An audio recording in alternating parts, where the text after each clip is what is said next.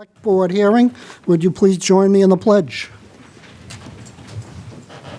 I pledge allegiance to the flag of the United States of America and to the republic for which it stands, one nation, under God, indivisible, with liberty and justice for all. Thank you. The board will discuss and vote on the town manager contract. We have a contract that Jill Cahill signed. Dee and I negotiated most of the terms of the contract. She's going to start a 5-year contract. Salary is $220,000. 4 weeks vacation. She wanted 5, but it's only 4. No extras. There's no automobile allowance. We'll pay up to $2,000 for her to move to town. Comments from Maureen? Well, I want to thank the screening committee, and I want to thank Dee and Dan for doing those negotiations, because that's that's very hard to do. I think that Danvers is, I think she's going to be a great fit for us. I really do. Like I had mentioned before, I took it upon myself a few times with the finalists anyways, and I called for references. I wanted to hear it myself, and every person I spoke to had wonderful things to say about her. So I'm looking forward to working with her, and I think she's very approachable. She's going to work good with the residents, the boards, and I think it's going to be a good fit. Thank you. You want to sign that? Dee? Yes, thank you, Mr. Chairman. I just want to reassure everyone that we carefully consider a number of factors when negotiating the contract, including the market rate for the town, manager in similar size communities, our budget constraints, and the needs for the town. And ultimately, our goal was to strike a balance that ensures we are being responsible with taxpayer money while also bringing the kind of leadership that we need for our town. So thank you. Thank you. Mike? I just want to say that it's been quite the education going through this process, and I think that we picked the right person. I'm excited, and I can't wait for her to get started. Thank you. David? Thank you, Dan. I only want to just acknowledge that the negotiation of any contract, whether it's for one person or for a town group, is always hard and difficult. And I thank you, Dan, and I thank you, Dee, for doing it, and also for doing what I think was a very tasteful, graceful, and excellent job. Thank you. Can I have an approval of the minutes from March 18th, 2025? Approval of the minutes? Oh, great, Order, thank you. Mr. Chairman. Oh, wait, that's a good idea, thank you. I just We commented, we're signing. All those in favor of the contract as presented, say aye. Aye. Opposed? All right, Madam Clerk? thank you. Thank you. I'll give you that, and you can pass it on as it needs to go. Now, can we have approval of the minutes, March 18th, 2025? I'll make a motion for approval of the minutes, March 18, 2025. Is there a second? Second. Discussion? Hearing none, all in favor? Aye. Aye. Opposed? None, thank you. New public business. Anyone interested? New public business? Mr. Bradstreet, thank you.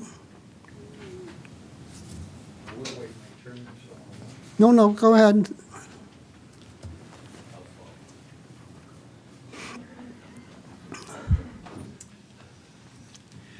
Bill Bradstreet, Town Meeting Member, Precinct 1. If I may, I have a couple of comments or questions. One is with what's happening in Washington with the educational department. How is or will that affect our school department? A question. I don't expect an answer tonight, but I would like an answer to my questions at some point in the near future. Say. Probably at FinCom, when Dan Blauer is up there, he'll get that same question. He'll probably be better prepared to respond than we are. Okay, thank you. What has come up in conversation or meetings, or a meeting that I attended, was the word covenant. How many covenants does the town have? How often are they reviewed? This relates to the expired covenant on Trash Lane behind the King's Grant. A question, I don't expect an answer right now.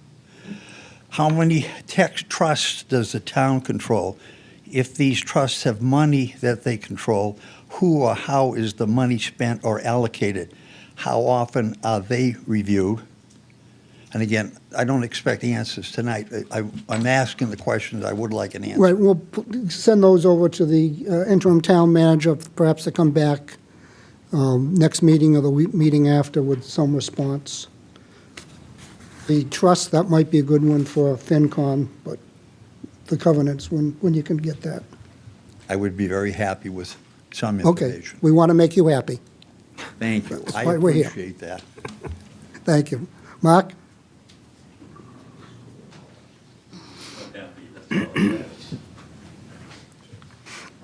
Thank you, Mr. Chairman. Mark Zubrek, resident of Danvers. And all I want to do is bring up, first of all, is when you start considering the warrant articles, I would propose that the citizens' petitions be They considered are going to be considered in the first. beginning. In the first, they're going to be first. No, that's not what it shows here. I don't set the order. That's the town moderator that sets the order of the warrant. This board will hear the citizens' petition first. Got it. Thank you very much. You're welcome. I appreciate it. And I will not Belabor. belabor my point about the Beverly Airport. Thank you. You promised that is going Thank to you. be discussed. Thank you. Anyone else? Thank you. New public, okay, a public hearing will be held in accordance with Chapter 82 to lay out Wildwood Road in anticipation of a vote for its acceptance as a public way at the May 2025 annual town meeting, and I assume Mr. King is going to speak to that? Yes, Mr. Chairman. Good You're evening, welcome. everyone, members of the board. Here tonight to discuss the acceptance layout of Wildwood Road. As you may know, there is a small portion of Wildwood Road that is unaccepted. It's still considered a part of a private way. So to fully encapsulate the Wildwood layout, we're before the board tonight to present the public hearing process to lay out Wildwood for town meeting approval and to ultimately allow the select board to take it as a full public way. Questions, member of the board? Dee? No questions, thank you. Maureen? No questions. Mike? No questions. David? Thank you, no, yeah. No, and I have none either. This is a public hearing. Anyone in the public with a question? Go to the microphone, please. I'm a resident of Wildwood Road, and I'd like to know what exactly this means and what it entails, and how it affects me. Go ahead, sorry. No problem. This section of Wildwood Road is actually when it butts up to Tumi Street. Tumi Road, Tumi Street. Tumi Street and Wildwood overlap each other, and what we're doing is basically pulling them apart. So one section is Wildwood, and then the full section is Tumi. If your address is Wildwood, it stays Wildwood. If your address is Tumi, it stays Tumi Street. Okay. So Do we have the- the proper signage too? Because a lot of people get confused. Yes. Which way to Once go. once it is laid out and approved as a public way, we'll have the signage up correctly so everyone knows. Perfect, thank you. Cool. And that'll be the second item on the Because the agenda. sign's a little too small. A bigger one would be more Bill? appreciative. Thank you. Yep.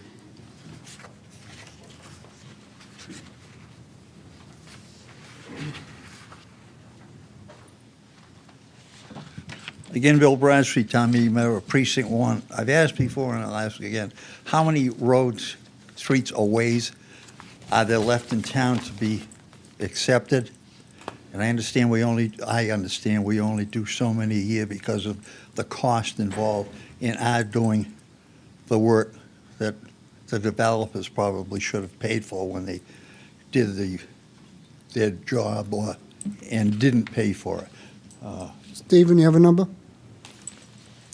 Yes, through you, Mr. Chairman, we have 82 streets that are on a list for potential future acceptances. So I'm curious, how many streets do we have total? Streets total, streets laid out since 2001 have been 132.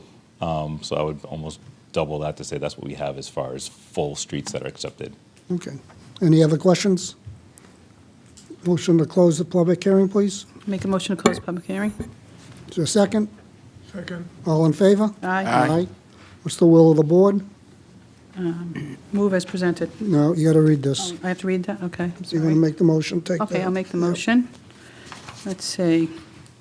I move that Select Board lay out the following roadway as a public way in the town of Danvers and recommend to town meeting that the following roadway be accepted as a public way in the town of Danvers, Wildwood Road, said layout being more particularly described and the respective layout described to be executed by the Select Board.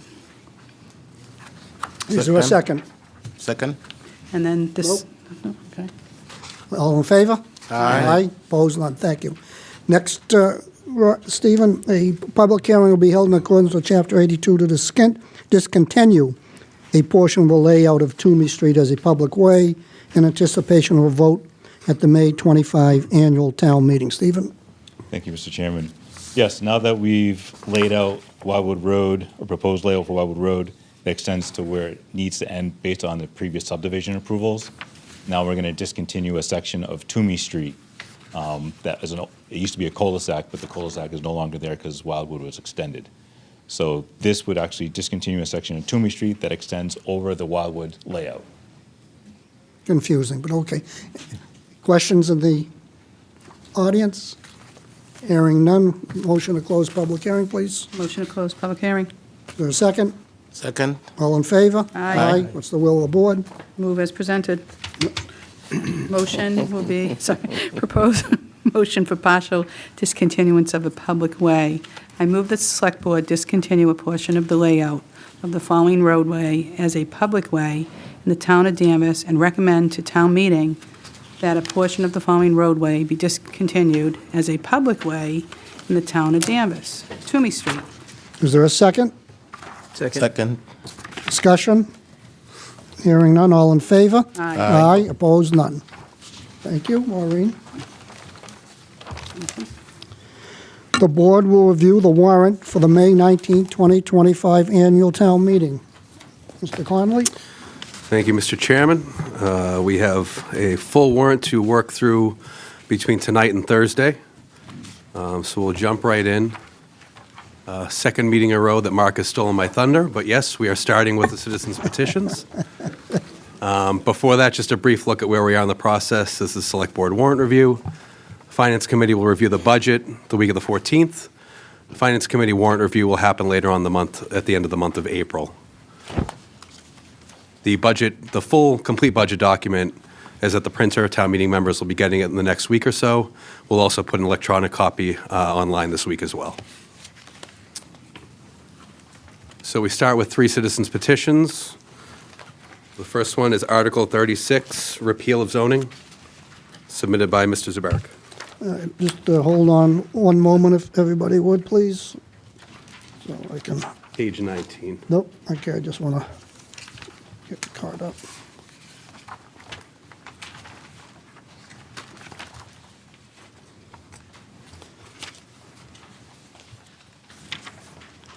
Okay, is everybody on page 9? 19. 19?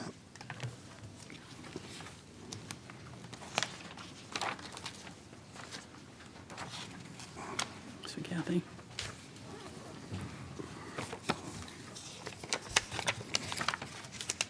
Page 19, okay. Which one is first, Rodney? Article 36, repeal of zoning. Thank you, and who's here to speak to that? Thank you. Introduce yourself. Thank you, Mr. Chairman. Joanne Ragucci, Town Meeting Member, Precinct 2. This article is asking the town to, for town meeting to directly vote to prepare the necessary articles and meet all requirements to repeal zoning changes adopted to comply with the MBTA mandate or take any other action thereon. We are requesting that the town of Danvers rescind the MBTA warrant article that were in the first citizen petition, which will probably be a different one that you'll read out. They're out of a little bit of order, but that was voted as take no action because of the required legal notices, public meetings that must be held to make zoning bylaw changes. Furthermore, the effects of the MBTA zoning was brought to light by the construction of the Maple Hobart Streets MBTA special permit mega building.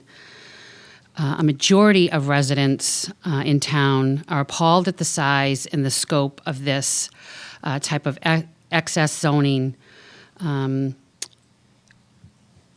Residents I know that I speak to in my precinct, as in I know a lot of other town meeting members, one of the issues that rises pretty quickly to the top is the overbuilding in town, the increased density, the increased traffic, the worry of the increased building that's going to have on our public schools that are already at capacity. I believe all the elementary schools are. I think the middle school is.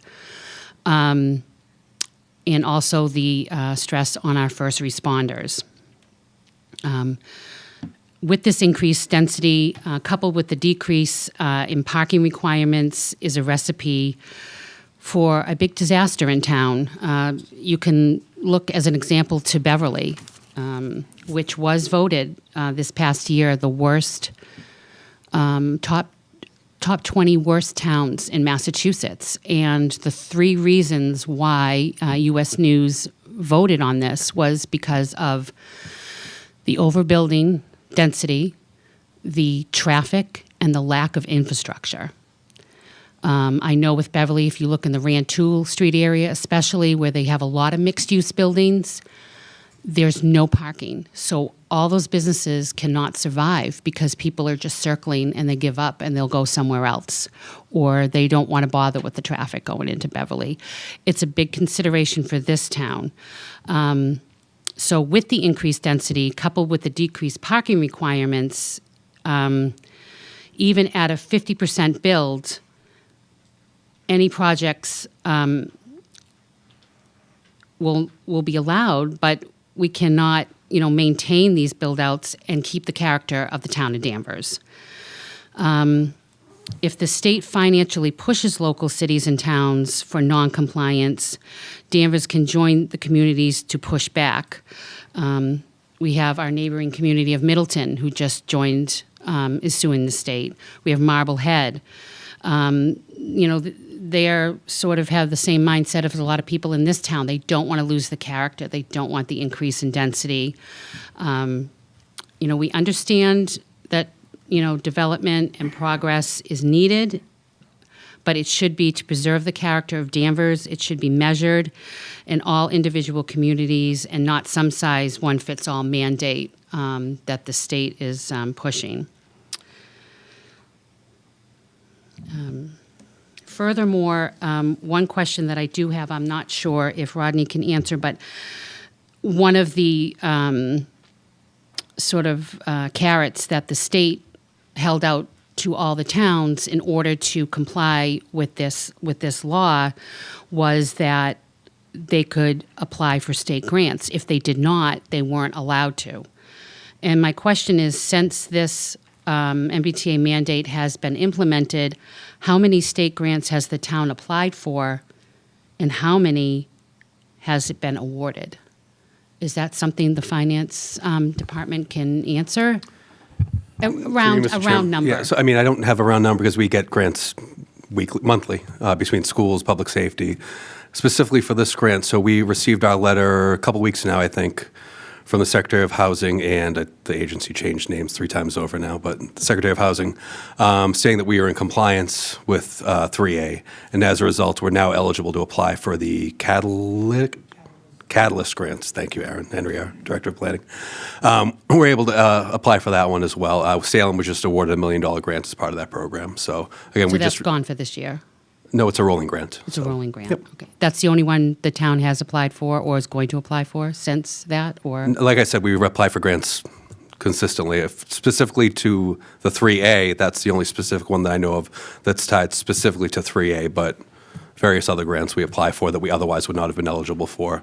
Public safety, E911. How many have you been awarded? Several. We talked a lot about it at the budget hearing, but we can provide a full list to the board. Okay. Sure. Okay, great. That's all I have. Questions from the board? David? Nothing, thank you. Yes, Mark. Are you part of the petition? I'm always part of the petition. Thank you. The reason I rise is basically that this is a request from the neighborhoods and the residents of Danvers for relief on the imposition of the MBTA law that has been passed, and it has not really been accepted, or I think there's a term that they use is you accept the law that the legislature passes, and this didn't go through that. The main reason for this law is to encourage and improve the housing stock that we may produce in Danvers. However, the law is so ambivalent and so unenforceable, which the legislature or the Secretary of Housing, I guess, said. Who is the auditor? Auditor, I'm sorry, the auditor, is unenforceable and unfunded. It's an unfunded liability to the town. Now, I know that we've gone through a lot of meetings in the past through the planning department, and we've accepted some of it, but we have basically destroyed the character and quality of the Danvers neighborhoods, the Danvers downtown. It's not the same anymore, and I understand that the neighborhoods need improvement. That's fine, but don't congest it to resemble Rantoul Street in Beverly. And that's been said to the planning department over and over again, but we, as town meeting, have accepted the fact that we needed to comply with this law. This law is illegitimate because it has not really been accepted by the town, at least that's what I feel. And the thing is that we need to revisit this because our town's people are no longer in Danvers. It's changed. And look at what the example is right there on Maple Square. And that's congestion, and we're moving that congestion all the way downtown. So this petition is basically a remedy to the previous petitions that have been identified, and one of them has been disqualified from our standpoint because there's too many strings attached to it and the legal appeals that have to be made. But this is a request from the residents that the planning department and the Board of Selectmen request that we revisit this law and accept something that's less imposing on the congestion and the density and the traffic that is going to generate. We'll see what the results are of 147 units that are being opened up right now. Maybe that's an indicator that we should consider. Thank you. Thank you. Anyone else? Questions, D, or comments? Yes, I will totally agree with Mr. Zubrick that we want to revisit this law. I think a lot of people are clearly unhappy with the density that the law provides, but that doesn't seem to be what the petition is asking for, because the petition is asking to repeal the law, which will put us out of compliance. And I'm concerned. I mean, we're talking about a grant of $1 million. If you were to get that, then we will be losing that. A lot of cities in town that are fighting the states over this law are not in compliance yet. They don't want to comply. But we are in compliance. And what the petition will be doing will be asking our staff to work to violate the law. And I'm a little uncomfortable with that. I can understand finding ways to revisit the law and go back to the legislature to advocate so that they changes, because it's definitely not working for us. But to repeal it will be of concern. Legal costs, loss of grants. So I think we can find middle ground there, maybe where we revisit the law instead of repeal it all out. I would also like to note that I did a little bit of digging on this, and there seems to be, and maybe it's for the petitioner or the town manager. It's my understanding that the Danvers Square, the Maple Street project, happened before the MBTA zoning law. Is that correct? Or did it happen after? I believe that was zoned back in 2017, and the MBTA didn't happen until like 4 years later. That's correct. So before the MBTA law was ever in effect, the Maple Street project was already approved. I believe, from what I've heard from other town meeting members that worked on the zoning laws, it was about a 10-year process they were anticipating these zoning changes to come down from the state. I believe, I'm not sure. So it could have been part of that process as well. I'm not really sure. That's maybe someone else from the town can speak to that. I think that building is too big. I Yes. think it's too Yes, big in the it middle of is. town. It is. And Dee, that's why we're standing here tonight, is because we're hearing this from the residents. I think the point that I want to make on behalf of a lot of the residents that I've spoken to is that it's what as being elected to help, move this town forward, is we're given that task. We're given that sort of that promise or to complete that, or to keep that promise to the residents, that we're going to do the right thing by them and do the right thing by the town. And a lot of people don't feel that way, and it's stuck in their face every day as soon as they see that building. There's a huge lack of confidence that, people have busy lives in town, and when they vote, they entrust you folks as a select board, us as town meeting members, and the volunteers that are on the planning board, the zoning boards, that they'll do the right thing. And this is why we're standing here before you, is because it got out of control. And now, people are now seeing what can happen, and they do not like it. So I think it's a big challenge for Danvers, but I think people really have to, we have to work together, and we have to solve this, because it's going to be, it's going to ruin the downtown. I don't know how much more traffic High Street could take. I really don't. You have Route 62 that's now going to be overrun because the Trask Lane Covenant was allowed to expire, and now that neighborhood is possibly going to be, have entrances and exits to, I forget how many apartments that are going to be built by Beverly that we don't get any money for, we don't get any credit for, that we're going to be liable for those roads, and the residents are going to have to deal with that traffic. This has got to stop from the state and everything else. And I think, I totally agree with you. I feel like I might be speaking from both sides of my mouth here. well, right? it's a complicated issue.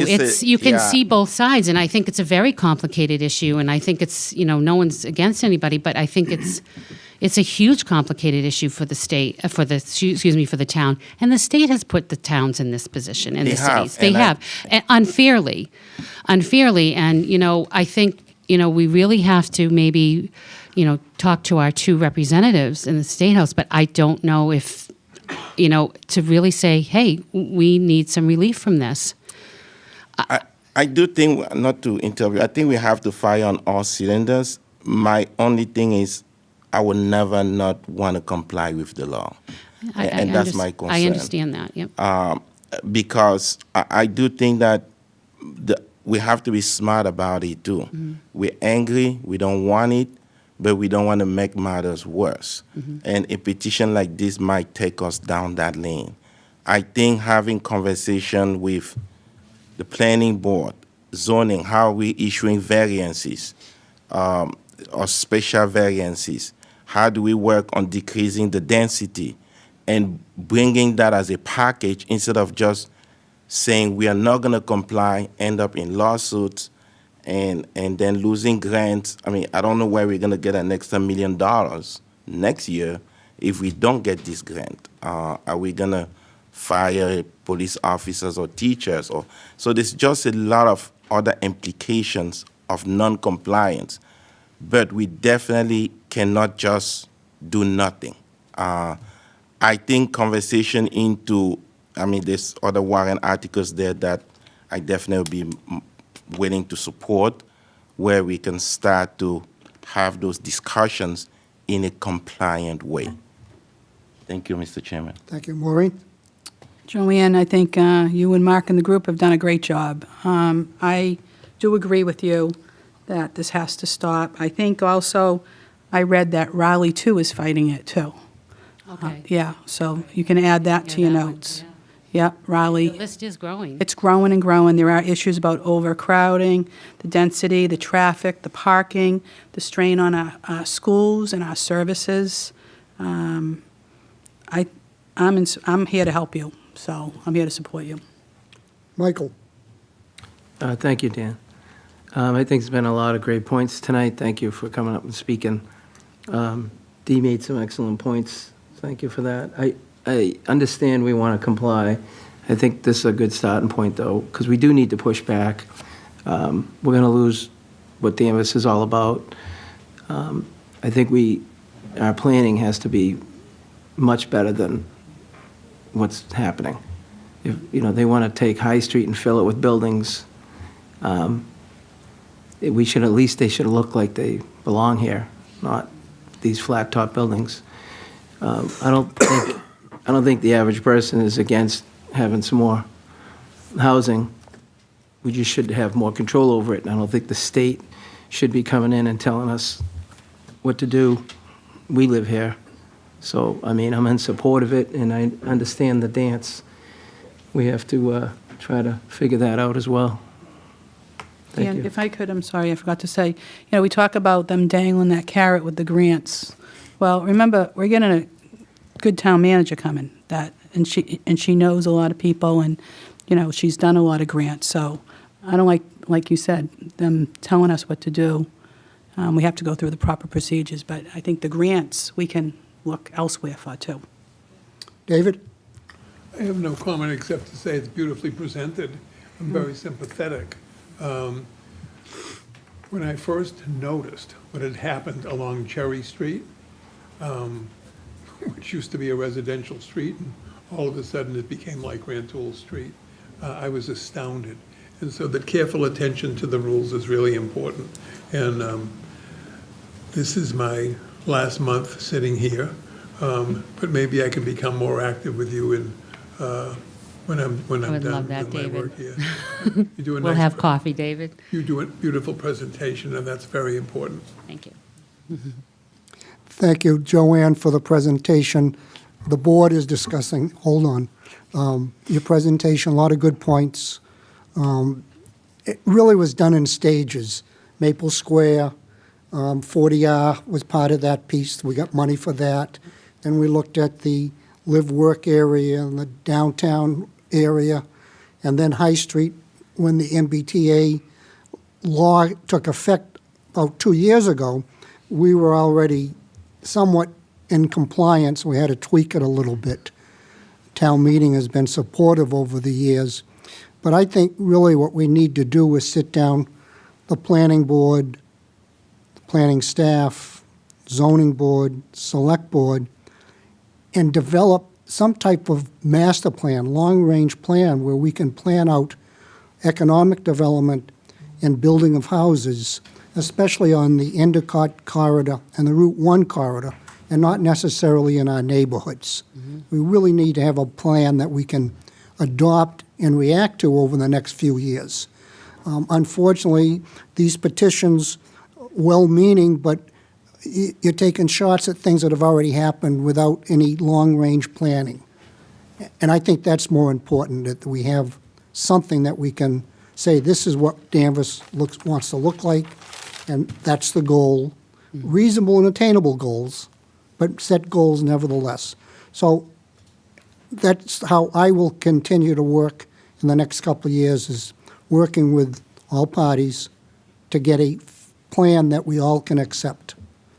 Now, what will happen with these citizens' petitions from this stage to FinCom to town meeting, because basically we're asking town meeting to rescind the votes they've already taken at some point in time. So I don't know how easy that's going to be.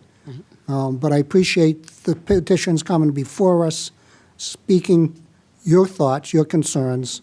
They're all valid.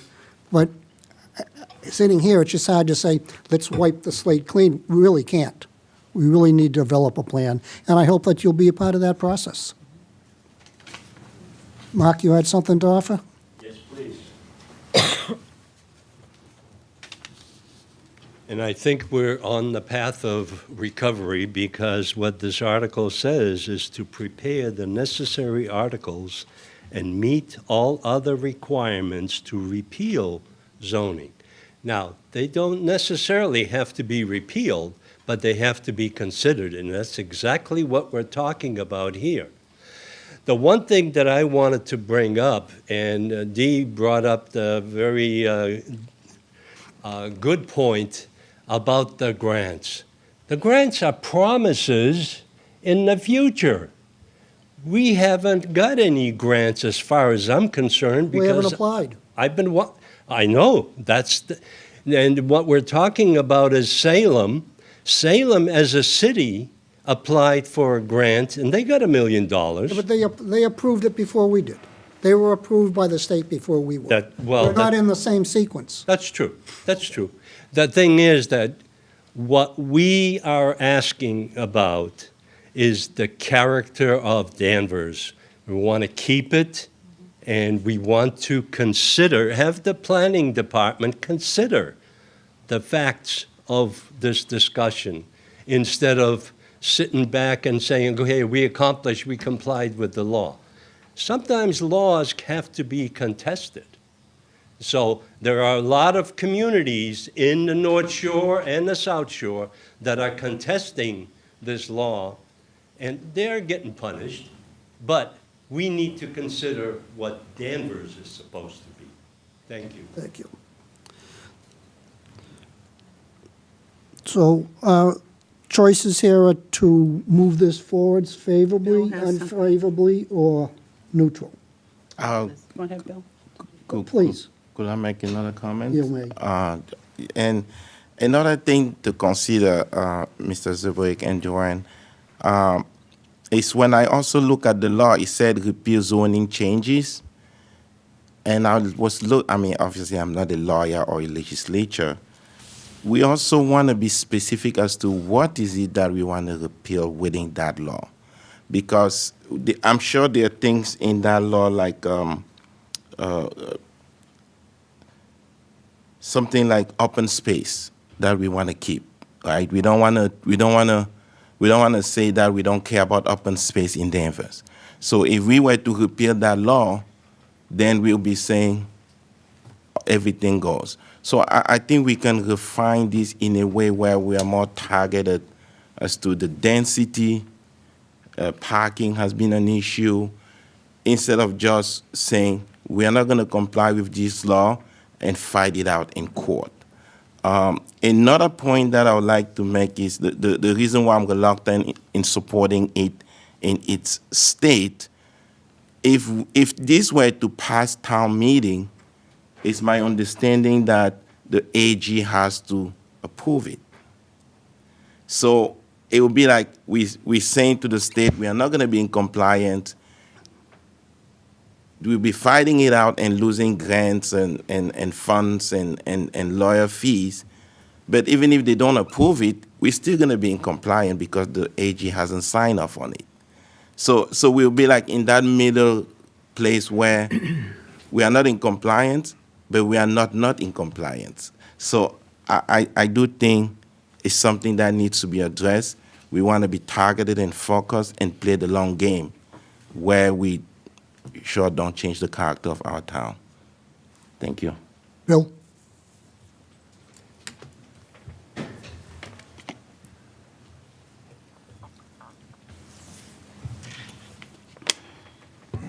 Bill Bradstreet, Town Meeting Member, Precinct 1. I've said it before and I'll say it again. Carrots are nice in a salad, but when they're dangled in front of the different communities, a carrot is a grant.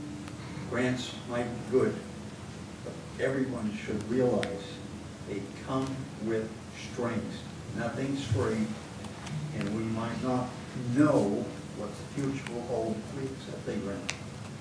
I said it before, I'll say it again. Thank you. Thank you. Jim?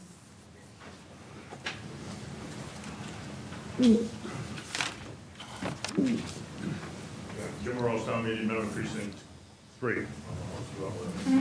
But, you know, I mean, what's the cost to keep Danvers Danvers, okay? Yeah, we got our grants and everything else, but we've already taken a bite of the poison apple. And now other towns are waking up and not doing it. So if we pass this, which I think we should, and we're sending a message to Beacon Hill and to the AG that, you know, we already did this because we had in good faith and trust, but now it's causing a lot of problems here. It's increased density, the decreased parking requirements, and everything else. So we can pass it, and the AG will deny it, and it's going to be a wash. But it's a statement that Danvers needs to make, because this is not the only one. We got the ADUs coming. What are we going to do? Just say, okay, yeah, people are living in zoning areas that they have, you know, $1 million homes, and single-family homes. All of a sudden, someone's going to build a house between their house and that. There's going to be houses popping up all over the place. Well, where does this end? One size fits all. No, we need to make a statement, and nothing's going to happen. We just got to make the statement. That's all I'm saying. Thank you. What's the will of the board? Will you send this through favorably, unfavorably, or? I'll make a motion to send it through. Wait a minute. Is there a third option, Rodney? I don't think you don't necessarily need to specifically state favorably, unfavorably. You could just pass it as is without, Thank you. yeah. Yep, thank you. One more thing I'm sorry, I feel like I'm talking too much. Mr. Jim Morose made a point, and that is exactly my point.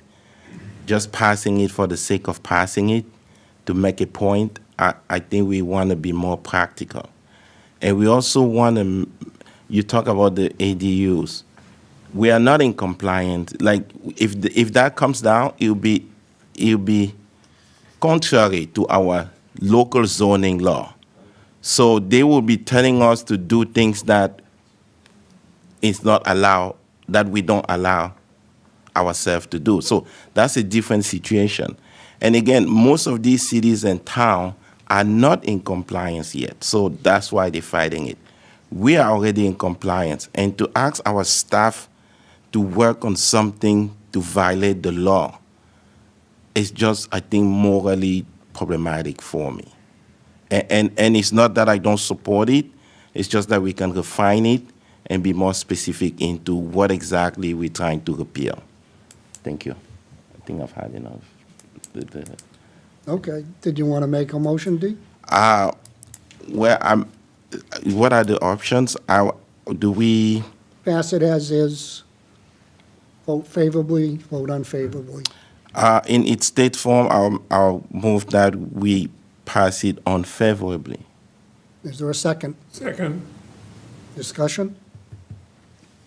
All in favor? Aye. Aye. Opposed? No. 3-2. Thank you. Number 37.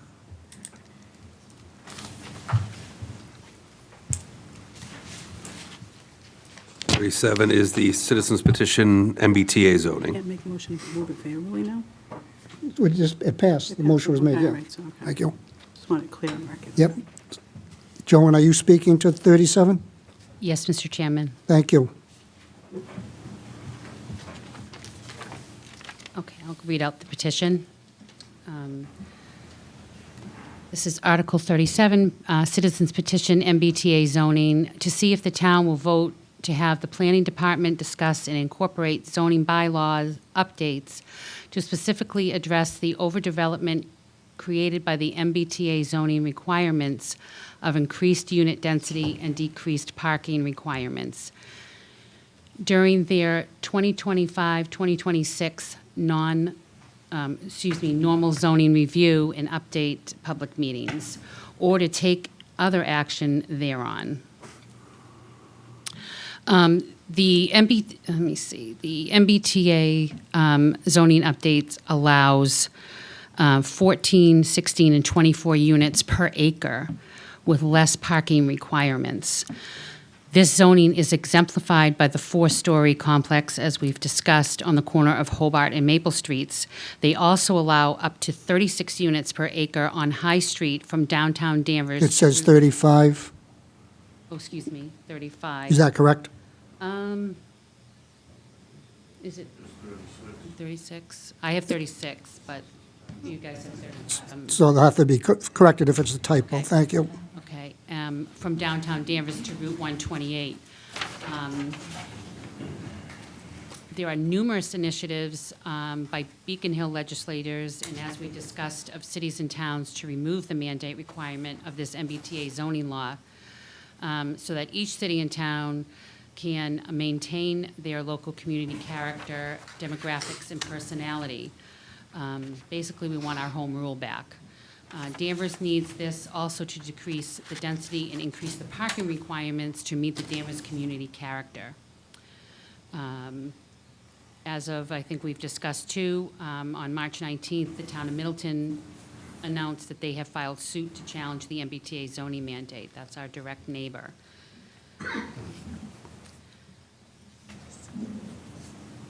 Joanne, do you know how many communities have adopted the MBTA or 3A? I'm not sure of the number. I'm not sure. When I was told 60 out of 300 and... out of 351. No, that's not true. It's 175. They have to comply with the MBTA. Don't throw 351 around. Out of 175, all right. So not even half, right? Okay, thank you. Right, my- Yeah, just trying to, figure out the whole picture. I mean, like I said, and the list is growing with, I think, Rockport's on it, Milton's on it. Oh, Milton's been on it for quite a while. They really fought it, yes. First one, Middleborough just decided not to fight it. okay. They withdrew. Okay, there's South Shore one. That's right. Marblehead, I believe.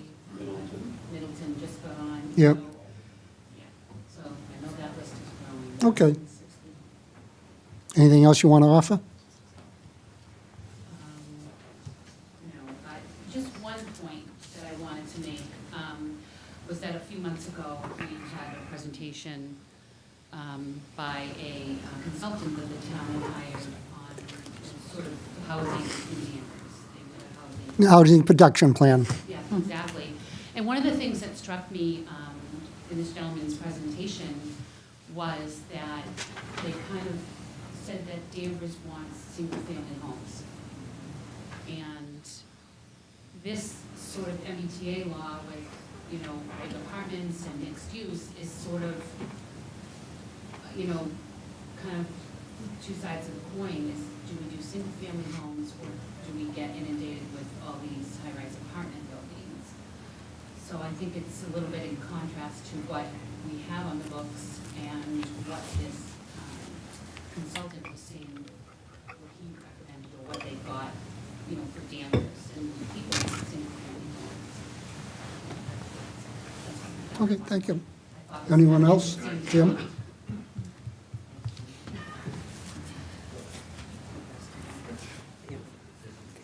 Okay, yeah, Jim Rose, precinct, the town meeting member. And this one just kind of ties into what Dee was talking about.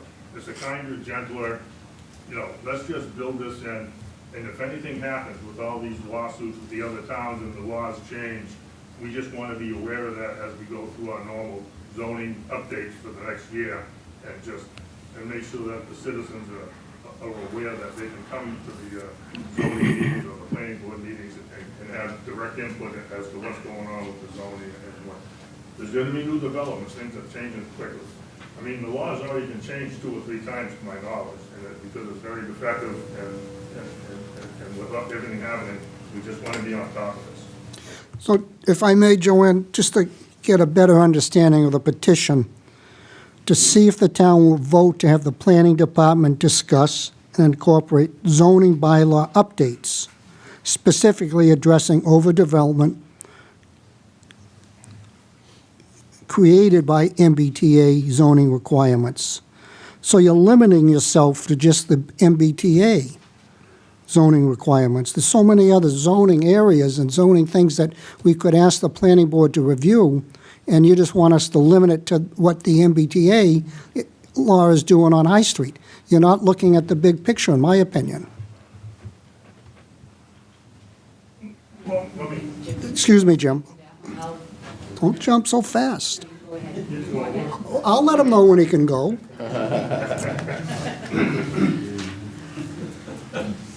well, again, it's not directly, I mean, yes, it does say that, but it's during the normal review in the public, you know, of the public review of all the zoning bylaws. They do this every year anyway, so this specifically does say density and parking, but it's still open to any zoning changes.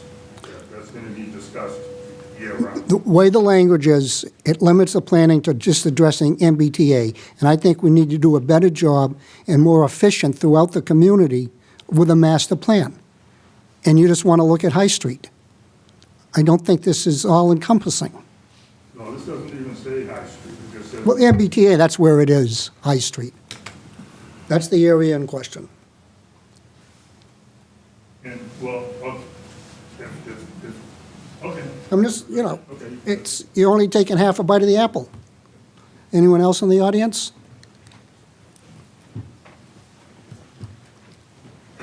Lauren Steves, town meeting member, precinct 3. I just have comments on this. I understand what you're saying, where they're only looking at the MBTA. I think that's the strict focus right now anyway, because they're immediately trying to stop all of the potential other buildings that are set to go up pretty imminently.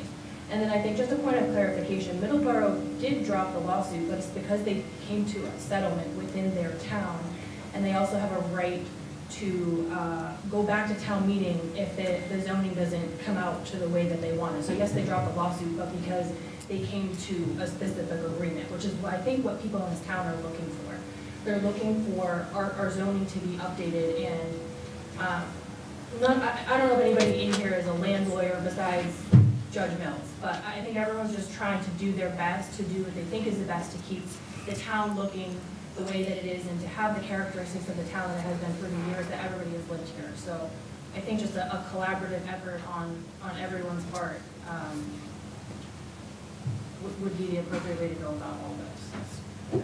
Thank you. Mike? Thank you, Dan. I guess my question is, we're all here now discussing this, and I do appreciate what you suggested about a much wider view. How come that didn't happen? Why are we here now? Well, like, we have all these committees. Why are we failing?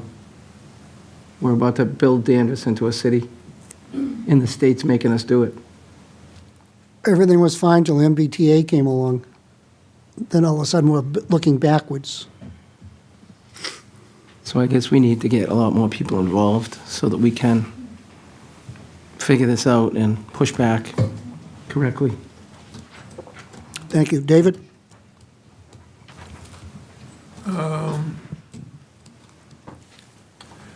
It's too big for me now. I could spend 3 months studying, recommending, and discussing, and I don't feel as though I have anything sensible to say What I'm feeling tonight is that our zoning bylaw from whenever we started, I know the first one I ever saw was a 1964 zoning bylaw for Danvers.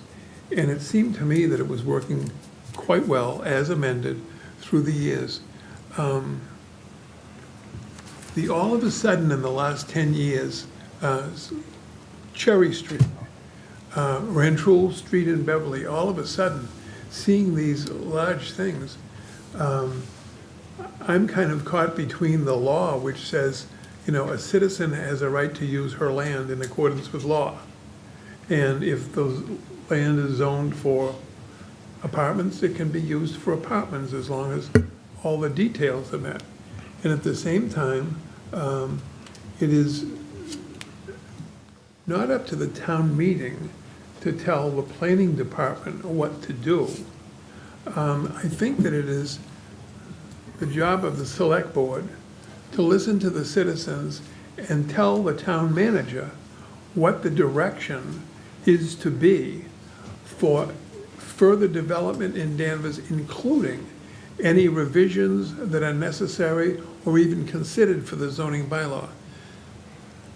I won't vote to have the town meeting tell the planning board what to do. That's not what our town, the statute establishing this form of town manager government for Danvers. We are an advisory board. The town manager is the executive officer. People on planning boards, conservation commissions, zoning boards swear to uphold the law. And of course, I've always been, and I have been 56 years a lawyer. I believe in the law. This particular petition to have the town meeting vote to tell the planning department what to do is not appropriate in my view. The interest is certainly appropriate, and I didn't like what I saw and felt on Cherry Street. I don't like what I see and feel on Rentoul Street. This is not the way to go about it. Don't ask me, because I'm not on the committee right now, as to how to go about it. But it's hard, and there is the tension between the landowner's right to use her land, the community's right to protect itself in all ways, including wetland protection, zoning bylaws. So it's bigger than me tonight, but I don't think that this is appropriate, so I won't vote for forwarding Article 37. Thank you for Thank you. asking. Maureen? Joanne, great, you're a great presenter. You with Mark and Jim and the group, I agree with Select Board Member Bean about, the MBTA. It's very important. Just what I did with some research, it says as of, Mark, to your point, as of November 24, over 100 Massachusetts cities and towns have passed zoning districts to comply with the MBTA communities law, which requires 177 communities to zone for multifamily housing. We're not lawyers, like we said, but, there's some information where it says MBTA law, Communities Act signed in 2021 mandates the 177 cities and towns, excluding Boston, that have or border communities with MBTA, rapid transit or commuter or rail stops must rezone to allow for multifamily housing by right within a half mile of the transit station. I think this is great. It would be nice to get a committee. I think with, like I keep on saying, with this new town manager, this is going to be our opportunity. So I would be in favor of this petition to move forward. Well, you just said you'd like to have a committee. I'd like to have a committee, but I still would This like would to. be move after it. the fact. Yeah, but I think that they need to do more work, like you said. I think the master plan, and that was brought up to us before. Yep. I think that's very important too, but I would definitely start somewhere with this. Thank you. Dee? Thank you. I hope the new town manager is not watching and be like, She is. that's too much work, like everything's.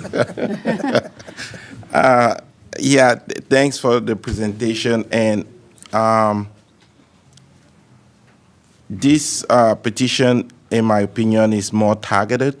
It is addressing density and parking. And to the chairman point, it's very limited to the MBTA zoning requirement, but I think that's okay. We got to start somewhere. And if the MBTA zoning is where we will start, then that's what we should do. And also, this is not exclusive. This doesn't preclude us from discussing density in other areas of town. As a matter of fact, I think this should even happen regardless of if this petition is passed or not. So the way I see it is, this discussion should happen with the planning board, zoning board, how we issuing variances, what are some of the things that we can do to curve down the density and the parking within the town. This is and this calls for collaboration, like I think Ms. Steve mentioned earlier. So I will support this. Anyone else? Is there a motion? Make a motion to support Article 37. Is there a second? Second, Discussion? All I'm in sorry, favor? I'm sorry, Dan. What is the motion, please? To pass it as is favorably, To forward it favorably? yes. And it's been a motion and a second. All those in favor? Aye. Opposed? It Me. passes. Wait a minute. David, what- David, you're no? Opposed? Thank you. 4-1, thank you. And lastly, we have Article 38, Citizens Petition, MBTA zoning.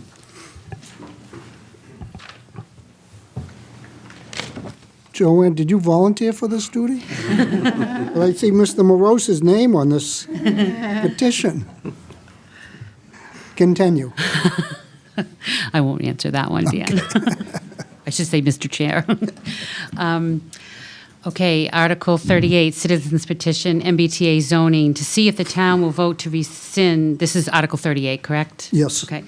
To rescind the 3A MBTA zoning changes made by prior approved warrant Articles 8 and 9 of the February 5th, 2024 special town meeting, warrant Articles 6, 7, 8, 9, 10, 11, and 12 of the November 15th, 2001 special town meeting, and warrant Article 5 of the February 10th, 2020 special town meeting, or take any other action thereon. Mr. Conley, did the attorney weigh in on this? Dave DeLuca, did he have any comments? Yeah, so I know the petitioner had talked about possibly withdrawing it because it's already been submitted, it has to stay on. It would require for it to be acted on at town meeting, a legal ad, as well as an appearance before the planning board, as well as some type of red line specifying what exact changes should be made, because it would have to revert back to something. But since then, we've made other zoning changes that stack on that. So again, that being said, I think if the petitioner is looking to just not act on this or follow through, then it would be a 5. It still has to go to the town meeting, but it would be a 5-0 unfavorable, Jim will just say. because it's Jim not will being say. supported by the petitioner. Okay, yeah, Rodney's exactly correct. This was the first petition that we filed, and we got a 2-page rejection letter of all the things we should have done before we passed this in, so that's why we. I'd call them helpful hints, Jim, but that's okay. We quickly came up with the other two that we already discussed, so yeah, we'll just let this one go right through the process. A little bit of overreach? Yeah, we will not defend this any further. Okay. Not waste any more. Any questions or comments, members of the board? Hearing that, yes, please.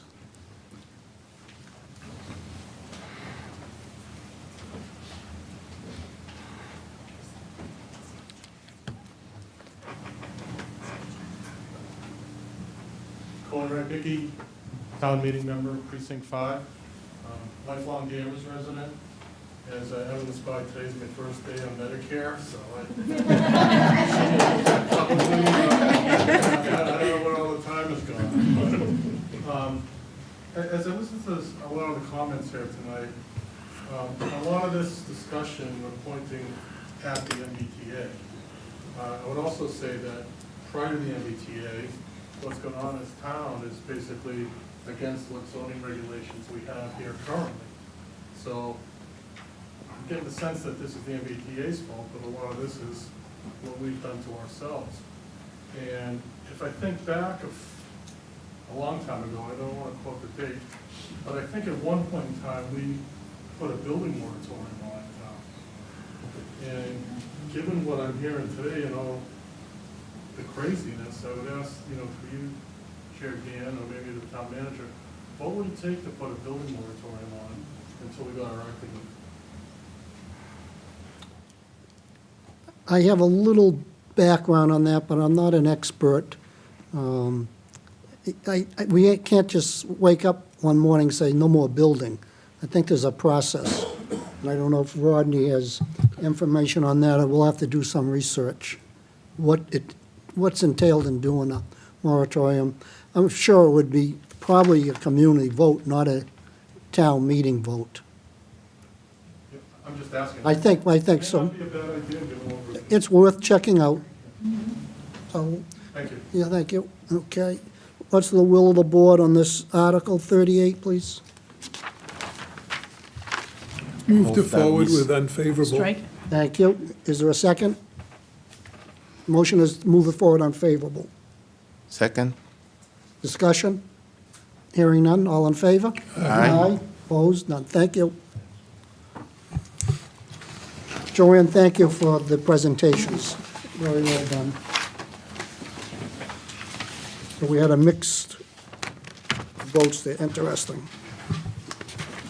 Mr. Town Manager, where do we go next? All right. So we'll start, go back on page 3 of the warrant book. DPW drew the short straw, so you'll notice that we're skipping over some of the capital and DPW articles. We'll get to those later if we can. If not, we'll come back on Thursday. But just in case we move quick, we made them come both days, so thank you for your service. Article 1 is the election of officers. This is the standard Article 1, 6 offices of the town that require election at the annual town meeting. A list will be provided at town meeting. You'll show that to me prior to town meeting? Yes. Yes. Thank you. Folks, so we go through all these and take a vote at the end, like we've done in the past? And you can always pull something out if you want further discussion at the end. So we're going to hear the articles, and then at the end, we'll vote to move them on or not, but pull out anything you want discussion on. Next. Article 2 requires no action. This was the budget for fiscal year '26 that was discussed and voted on March 15th. Questions? No. Next. Article 3 does require a vote. This is the electric division budget. A vote at town meeting is required each year to authorize the electric division to operate on a self-supporting basis. Questions? Okay, good. Next.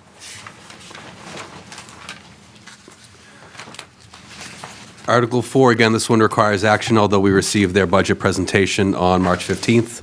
This is Article 4, Essex North Shore and Agricultural and Technical School District Assessment. The assessment this year is $4,488,222. It represents a 4.09% increase from fiscal year 2025. Questions? No questions. Members of the audience, speak up if you have something. I'm not looking for hands, just speak up. Next. Article 5, again, is a standard annual article. This authorizes the collector of taxes to act. Mass General Law requires this vote each year. Questions? Yes, Yes, I go do ahead. have a question about this article. It says to see if the town will vote to authorize the collector of tax to use all means of collecting taxes, which a town treasurer may. What do we mean by all means? So these are all standard and all stipulated by Mass General Law, but for example, to the right to send a demand notice, tax lien, foreclosure, et cetera, to assist. It basically allows the collector pillars to aren't use their allowed Mass. anymore. No, Sorry? The pillars aren't allowed anymore. no, When you put their hands on. no, we don't do face. that, no. We used to. Okay. But yeah, it's just that they're all guided by Mass General Law and what exactly the collector can do to collect, but it's So standard. that all means is into the Mass General Law? Yes, it's Chapter 60. Yep. And there's an order by which they have to go. Like they can't just decide we're going to foreclose on someone because it's been 6 months. Time periods, notification periods, right down to the amount of interest and how it accrues, that's all set by statute. Okay, all set? Thank you. Thank you. All set. Next. Article 6 is another annual one. This is committee reports. That's to see if the town meeting will vote to accept the committee reports. They were distributed to all town meeting members from fiscal year 2024. Questions? None? Yes, go ahead.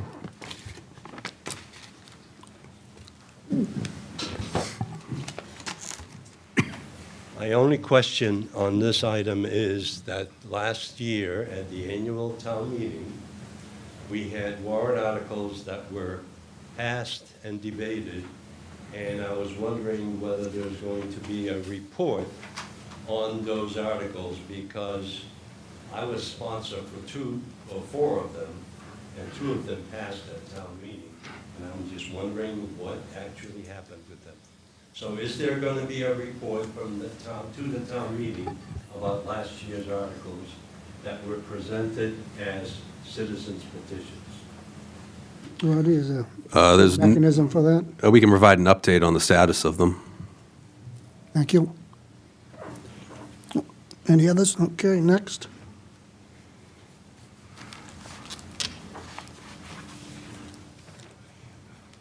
Article 7 is the technology plan, and I believe somewhere in the building is Colby Cousins, our IT director. You want to move on till you find them? Yep. 8 and 9 are his as well, so we'll Yep. skip those. Article 14, maintenance dredging. This is our annual contribution to the dredging project that will have to happen in the next few years. We recommend, as we have in the past few years, $20,000 from free cash be appropriated towards a future dredging project. Again, it's a smaller amount in terms of what the overall project will cost, which will be upwards of several $1 million. However, what we've started doing several years ago was putting money away towards at least starting the design and engineering of the potential project. Thank you. Questions? Nope. Go ahead. Article 6, the town marina pier replacement and marina maintenance. So this is 26, sorry, I'll give you a minute. 26. This is on page 12 of your warrant books.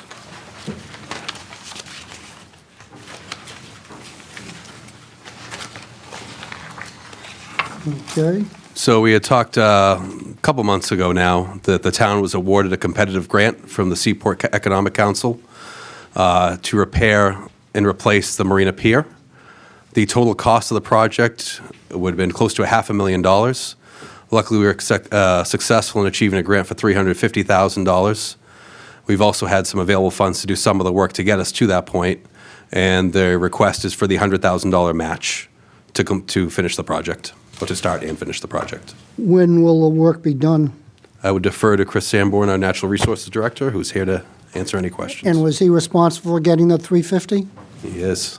He was. Thank you, Chris. Team effort. Good.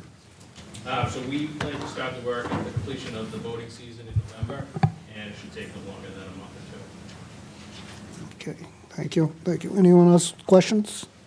One question. Yep, go ahead. Is there any change in size to the piers and whatnot? The length of the pier will increase and the width will narrow. So overall footprint will pretty much remain the same, but based on the new design with an aluminum pier versus a wood pier, the overall scope will change. Thank you. Anything else? Okay, next. All right. Article 15, fire pumper replacement.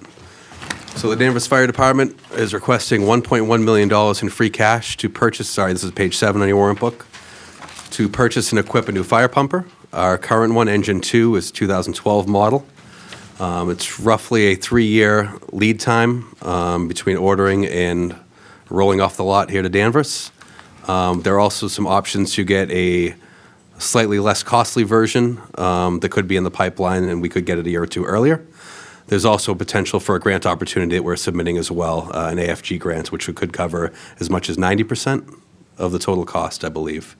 Acting Chief Jamie Schaffner is here to answer any questions. Welcome. But just, I one finance question I would just say, the reason we're doing for free cash is we have the available free cash, and normally a vehicle this size, we would bond, which end up over the life of it costs us $1.6, $1.7 million. So again, trying to make strategic, smart use of the cash we have on hand. Jamie, what's the chances of getting the grant? We're hopeful, but honestly, we don't know right now. But we have explored some other options too, so the grant is in. We won't be hearing back for a little while. But on top of that, so part of the 1.1 is what's changed post-COVID is manufacturing of a fire truck now takes about 36 months. So that 1.1 has 3 years of price increases built in. But we've done some investigation to different vendors' manufacturing processes. We found a program that could give you basically 2 years off of that through like a dealer allocated stock program. So that would save us those 2+ years of increases. And it would also allow us to, by getting an engine earlier, to save on some costs associated with emission standards with motors that are coming down. So we have a motor that would save us probably $100,000 to $200,000. We'd be saving those increases. And a quicker delivery obviously is better for the community as well. And on top of that, like we talked at the budget meeting, our capital purchases for the electric vehicles allowed us to shave a generator off of that, saving another $30,000. So the cost, while the grant is a variable, we've done these research and ability to get into these programs that we know we can have savings if the grant doesn't come through. Rodney, if we vote this free cash at town meeting and he gets the grants, how do you take back the free cash? What do you do with it? Yeah, through you, Mr. So what would happen was if we were awarded the grant, there would still be a 10% match we would pay for out of that $1.1 million. After that, we could have, again, the fire chief to myself or accounting would say that the purpose of the warrant has now been completed, and the rest would close out to the subsequent year's free cash. So it would just be Back returned to free cash, not the Correct. general fund, so No. to speak. Okay, thank you. Other questions, members? Mike? Yes, please. Hi, thank you for being here. So if we buy a stock truck, what are we not getting? I don't have a problem with it, I'm just curious, what, is there, we don't get power windows or something? Without getting into the weeds of the fire truck manufacturer, you could, you can change every single thing you want on it, and then there's like the middle ground, and then there's just a straight stock. So obviously the price of change, everything's gonna be quite a bit more. This program's like a middle ground where there's options, but it's not a full menu. But for the needs of our department and our community, it suits us perfectly within that. And there's no downside to it from our operational perspective. Okay, good, thank you. Thank you. Anyone else? Okay, next. Yes. Dee, go ahead. Is this truck manufactured in the U.S.? Depending on the vendor we go with, yes, manufactured. The two main manufacturers we've used, or three we've used historically have all been in the U.S. Okay. So we don't run the risk of like tariffs making the price? As far as I know, we haven't been told of any effect of that as of now. Okay. Thank you. Okay, all set. Thank you. Next. Thank you, Jamie. Thank you. Thank you. Article 25, Transportation Service. So let's request $110,500 from free cash. We executed a 2-year agreement last year with some available funding we had to launch the Salem Skipper program here in Danvers. It's an on-demand rideshare service.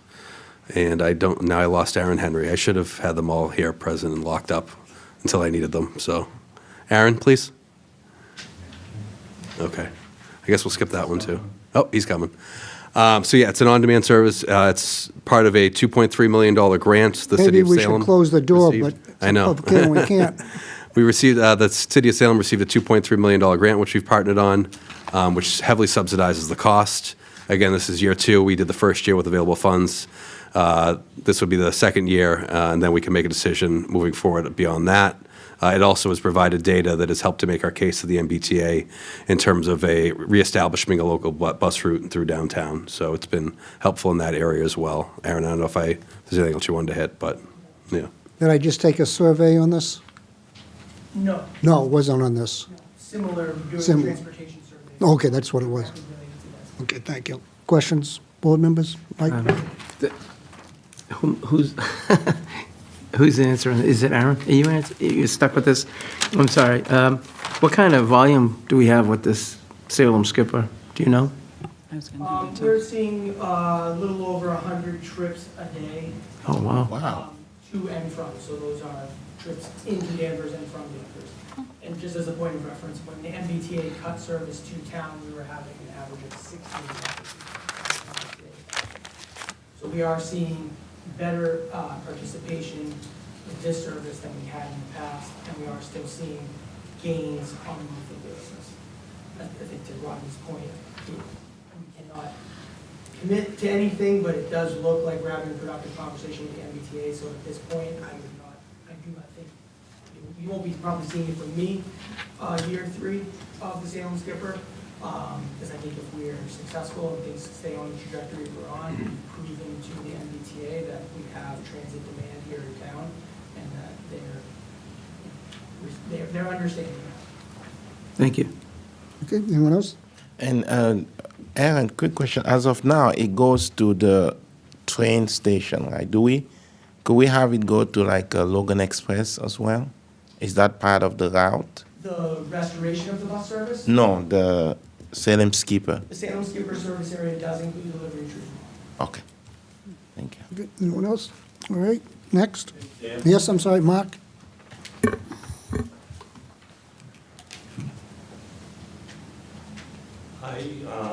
I have been watching this Skipper program for now third year, I think.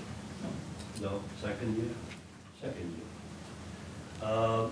This was supposed to be the substitute for the MBTA route that we, MBTA abandoned and no longer service the town of Danvers.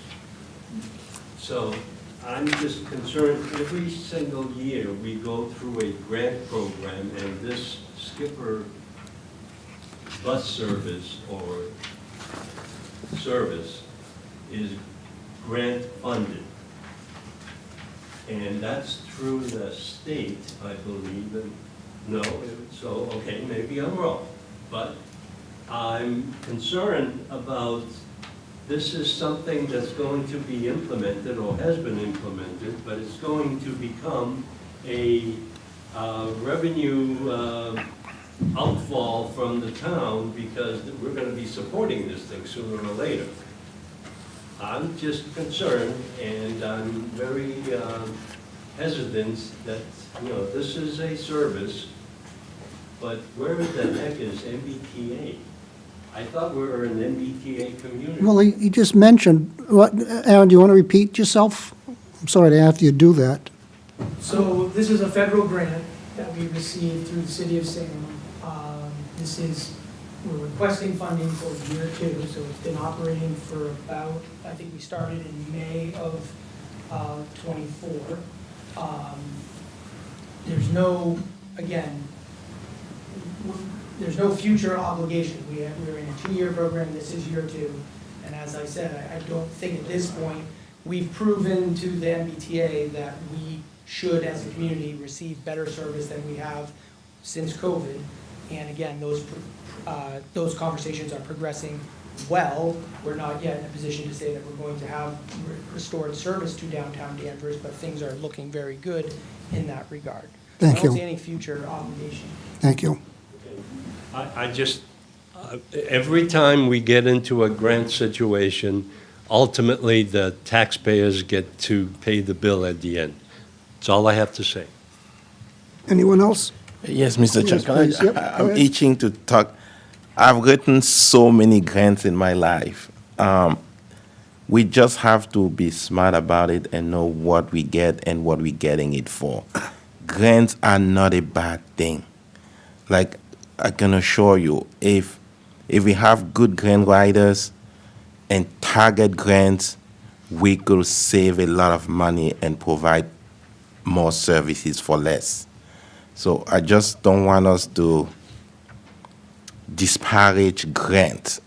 Some of it is attached, but there are also some grants that are very useful. Again, maybe not, I haven't done one for the government, do one for research, but grants can be very helpful. We just want to make sure that yeah. Thank you. Okay, anyone else? Okay, next. Next up, we have 2 similar articles. They're Article 29 and 30 on pages 15 and 16. They both related to the recently enacted HERO Act, and they provide us an opportunity to adjust the exemptions we're able to provide our veterans. Our Chief Assessor, John LaBelle, is here to answer any technical questions. Essentially, the first one... John, you want to go? Sure. to the The podium, first one please? establishes a CPI on the exemption annually, and the second one allows us to provide an additional exemption up to 100% of the amount of the existing tax exemption, which we sort of always do under a separate chapter right now. However, this allows us to give the full exemption, whereas now, it's very convoluted. Right now, we are limited to, we can give them exemption down to whatever they paid last year for a tax bill. This updated HERO Act would allow us to provide the full exemption, even if that meant that the veteran was paying less for a tax bill this year than they were the year before. And town finance is fully in support of both of these. So there's a lot of clauses, 22A, B, C, E, and F. John, can you kind of just narrow in what those different clauses do? They're all related to disabled veterans. So a lot of them have to do with the percentage of disability that they're granted. Some of them have to do with specific awards, you know, if they had a Silver Star or something like that, Medal of Honor, that sort of thing. It's just different clauses have different amounts. Okay. A majority of the ones we have in town are the 22A and the 22E. There's a handful of a couple other ones, but most either get 400 up to 800 or 1,000 up to 2,000. So how much are they going to get next year? All of them are going to get? Right now, the statutory amount is 400 and 1,000. Okay. So the 400 under the what we have now, they can get up to 800, but it gradually goes up to that as the tax bill increases. So so basically they're paying the same net amount until they reach that maximum 800. This allows us to bypass that and just give them the 800. Okay, all right. Thank you. Any other questions? So that's 29. And 30 is different how? That was 30, actually, 29. Oh, that was 30. 29 adds the puts COLA. a COLA adjustment on the amount. So if the state says it's a 5% COLA adjustment, we raise the 400 to 420. They're independent of each other. So if you do both, that 420 would then become 840 at the end. So they're independent of one another. Okay, all right. Anybody else? That's good. Thank you, good. Thank you, John. Thanks, John. Revolving fund accounts, again, this is an annual one in which we set the determine the limit on the total amount which may be expended in fiscal year '26 from each departmental revolving fund. Who's speaking to this? I can answer general questions. We also have representatives from all of the funds here as well. All right. Number one, Danvers Council on Aging. For all expenses associated with provision of programming service administrated through the Council on Aging. Somehow you're giving short shift to the Friends who pay for drive-through dinners, bingo cards, Thanksgiving dinners, Christmas parties, furniture, TVs, other programs. So how you can say the town covers all expenses? It is not. It's specifically saying that this is a revolving fund that covers expenses. It's not meant to be all-encompassing, that that's all the funds we receive for the Danvers Senior Disperse Center. funds for all expenses Yes. associated. So, you know, I just have a trouble with that clause. Aaron, you want to speak to that? I think the confusion here is, I think and not just the Danvers Council on Aging, I think there's a few other, Endicott Park is in the same situation where we have friends of groups that also support our programs through events, donations, et cetera. This is literally the law. We have to appropriate the maximum spending limits of the revolving accounts. Town meeting has to tell us that ceiling. So this is just that. This is not an all-encompassing number of what our programs may spend over the course of a year. Mr. Chairman, one of the things we did a couple years back, which we haven't done recently that might be helpful, is we did sort of I think it might have been a form of a pie chart, but sort of a breakdown of where all the funding that supports The senior center is derived from grants, the Friends of group, the revolving fund, the tax budget. So maybe updating that, and presenting to the board. Yeah, I think the Friends of Endicott Park, the Friends of the Library, they all like to be at least acknowledged. Absolutely. And for the community gets to see where the funds come from. I mean, the Friends, it's membership from the community that goes into a fund to grant the director's request. And I just think, yes, I understand the revolving fund, but I think we should do a better job of letting the community know where the funds are coming from. That's my comment. Anyone else? Nope, okay. Do we want to do each one? That's one. I'll go to 6. Preservation revolving fund account. It looks like we're saying that we put $10,000 a year into this fund, but we know that's not the case. There's $10,000 sitting there Correct. for, under the control of land use and community, for loans, matching grants up to 50% of a project cost. $10,000 is not going to go so far. I don't know why you continue to leave it there. I don't think you should. We have no legal way to spend the money unless someone applies for the grant. So I think we don't want to ever pull it off in the opportune that a group is able to present a project that we can expend the last $10,000 in support of. Shall I apply for one now verbally? Sure. The Glen Magna has a greenhouse, 1925 something Burnham greenhouse that we're in the process of trying to rehab. We've put water in there. We want to put electricity in there, but we need to do the shell. And we could use, we've raised $35,000. And Aaron, we're do going you to want to have run an up and event. grab a form for Yeah, the you're chairman right, to fill exactly. out? Yeah, So you got a Mr. form Bennett for would be that? happy to talk to the Historical Society. Would you please? And you remember a couple years ago, we did fund some projects. Yes, you did. And we did recommend that You helped pay for the handicap bathroom in a building we can't occupy, We're working on because you that. won't give us a business use. But We're no, working on that. thank you. Yep. Dan, to build the shell? Yeah, the glass, it's all, the glass is all broken. It's got to be something better than plastic. All right, so we'll get a form. Thank you, Aaron, sorry. Anyone else? Okay.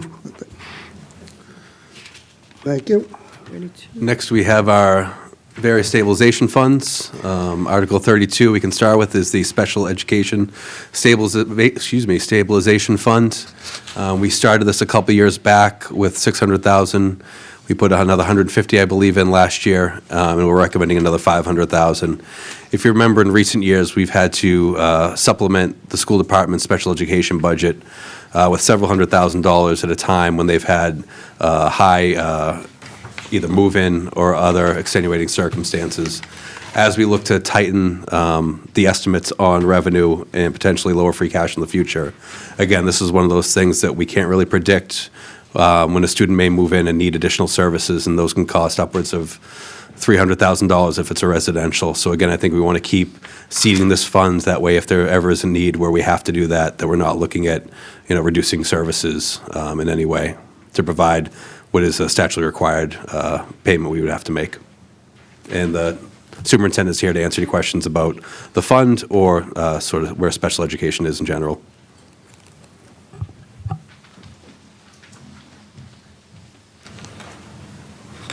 Welcome, Mr. Bauer. Thank you for having me here. Thank you. If okay, Chair, just as Rodney stated, there's 3 areas that are always of concern. Unexpected move-ins. We did have 4 from the summer till this period. We did have 1 move out. But also invariably throughout the year, there could be a safety issue or something that arises at a high level that requires an extended evaluation, which then at that point may require an out-of-district placement. So those things do happen. The other part, too, is the unanticipated high-cost placements. We have a watch list that we keep track of, potential cases that may be working with our legal and very complicated cases. We have 2 that may arise to a residential, as Rodney said, and those are very expensive and costly. So we're doing everything we can to keep building our infrastructure to keep students in as best we can. While we're going through that development, we want to protect ourselves in case there's unexpected placements that may, put a real strain on us and for planning purposes. Okay, any other questions? Thank you. Yes, quick question. Yes, go maybe ahead, for please. Ronnie. So, is it my understanding that the distribution of these funds will require another vote from the school committee and the select board? Yes, it requires a vote of both the select board and the school committee to expend any funds from this fund. Okay. Thank you. Thank you. Number 33. Yes, I'm sorry, Mark. Thank you. Stay right there. My nice shirt, yeah. Yeah, they just turned it. The question I have is basically, we have all of these stabilization funds. The one thing that I, as a resident, do not know, what is the balance in those accounts? And we're adding $500,000 to it. Have we used up everything that's been put away? Because this is not the first year we're doing it. Through you, Mr. Chairman, we have not spent a penny out of the fund since it was established. I believe it was 3 years ago. So we have 750,000. With this 500, we'd have 1.25 million. Okay, so that is a balance that we're carrying. Now, the same thing is going to go for the other stabilization funds, and I'm just wondering, why don't we publish that information? Because the town meeting and the residents would love to hear that. Through you, Mr. because Chairman, we publish in the budget every year, Mark. It's a Well, reserves chart that shows the details. Yep. it's in the warrant article, and what I'm interested in is, we're adding $500,000. We have 750 in there, and that total should be what we are carrying forward. Thank you. Number 33, General Stabilization Fund. General Stabilization Fund, we're recommending $1 million. As we've talked about, this is our ultimate rainy day or catastrophe fund. The goal we established several years ago was to build that to be 8% of our unassigned fund balance. It's not quite there yet. I believe it's about half that right now. In your warrant book on page 18, including this transfer, the 6/30/26 balance is projected to be $6.15 million. And then expenditures from this account must be made at town meeting, and it's also included in the town's unassigned fund balance. Thank you. Any questions? 34. 34, the Debt Stabilization Fund. We're recommending $5 million. $1.2 million is the routine replenishing. As you saw in the budget, we use a portion of this to offset some of our debt related to primarily school projects, most recently the Smith School project. In addition, we're recommending, as was the plan when we developed the landfill soil taking project, the $3.8 million in excess revenue also to go into the debt stabilization for future capital or debt needs. That would bring a projected balance for 6/30/26 of $5.14 million. Happy to answer any questions on that one as well. None? Next. Article 35, the OPEB Trust Fund. We usually do a combination, so we have $250,000 or $300,000 in the operating budget, and then a portion from free cash. Both go into the OPEB Trust Fund to help plan for and reduce our long-term liability related to other post-employment benefits, which is retiree health insurance. We had a strong year from an investment perspective last year, and the 6/30/26 balance in the trust is projected to be approximately $18.54 million. That one does count on us hitting our investment return rate, so I can guarantee the other one's a little more safely than I can guarantee the 18.5, but. Questions? Mark?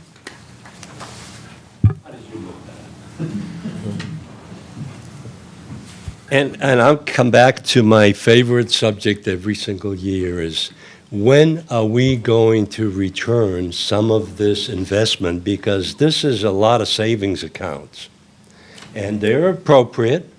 However, the residents and the taxpayers of this town deserve to be considered in this. So the problem is, I've been preaching this thing for years, and the one thing is that our savings accounts are getting larger and larger, and the residents are not getting any benefit out of it, except when you pay the bills. I understand that. But they need to be considered now before the budget is approved. Thank you. Thank you. Anyone on the board?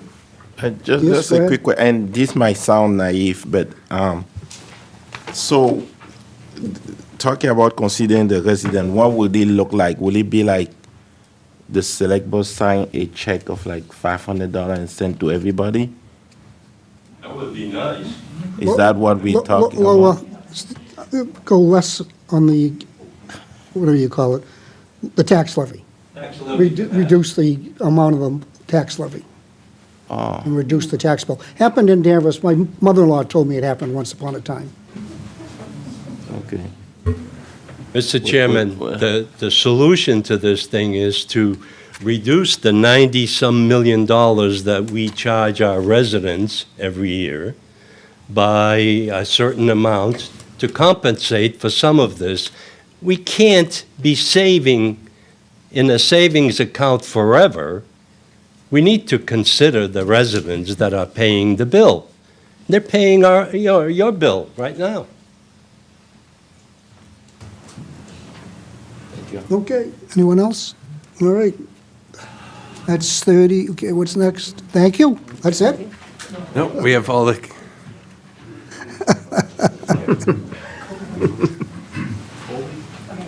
Obie. and then we can go into if you want to take a break or just keep going. No, we keep going. Okay. The break's at 9. All right.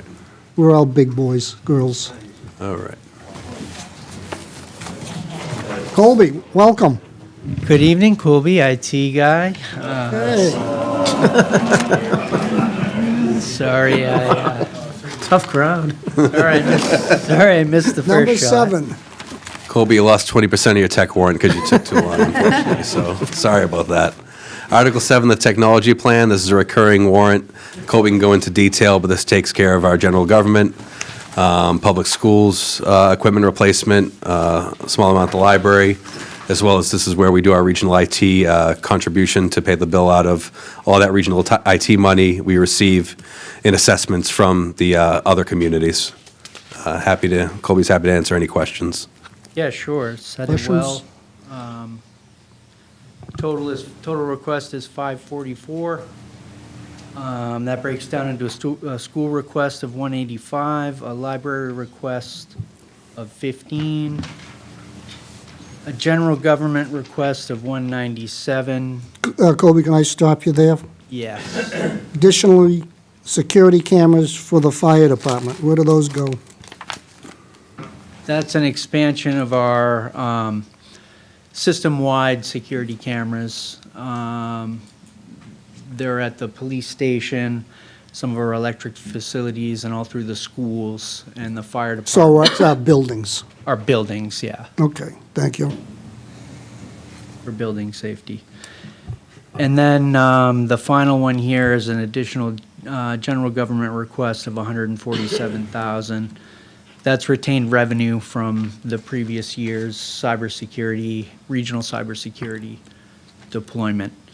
The method we have for reallocating that revenue towards upcoming expenses is the tech warrant. That's why that's here. Any Questions? Nope, no questions. Next, number 8. Article 8 is disaster recovery. This is $100,000 to maintain our cloud disaster recovery solution. When did we start that? I think this is the 3rd year of that. So what we're trying to do is head off an eventual $500,000 capital expense by migrating into cloud infrastructure. We expect our infrastructure footprint to begin reducing over time as we adopt more different cloud solutions.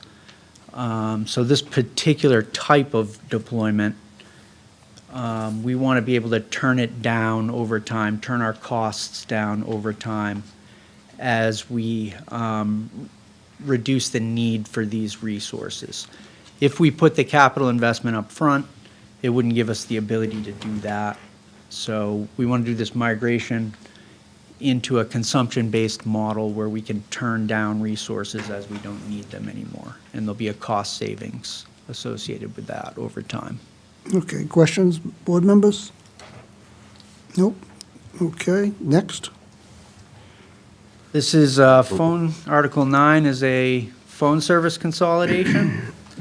So currently, we have about 7 independent phone systems throughout the town. And there's a lot of dedicated circuits in terms of telephone lines. Those are reasonably expensive. There's a more modern approach that is less expensive.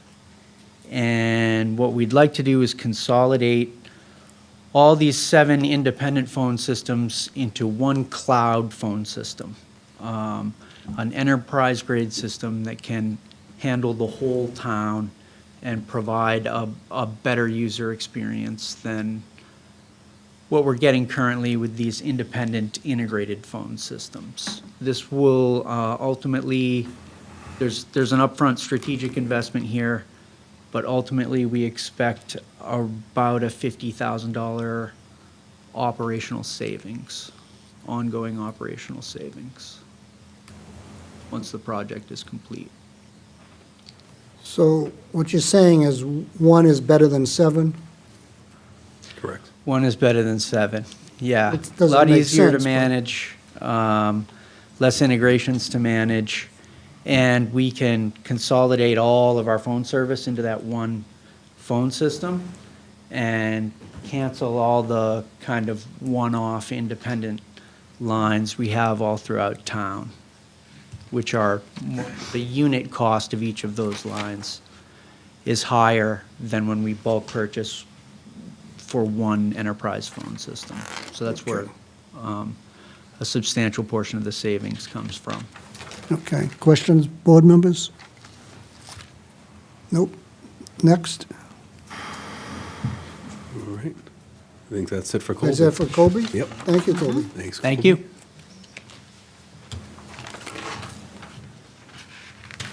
We'll roll all the way back to page 1 for special town meeting.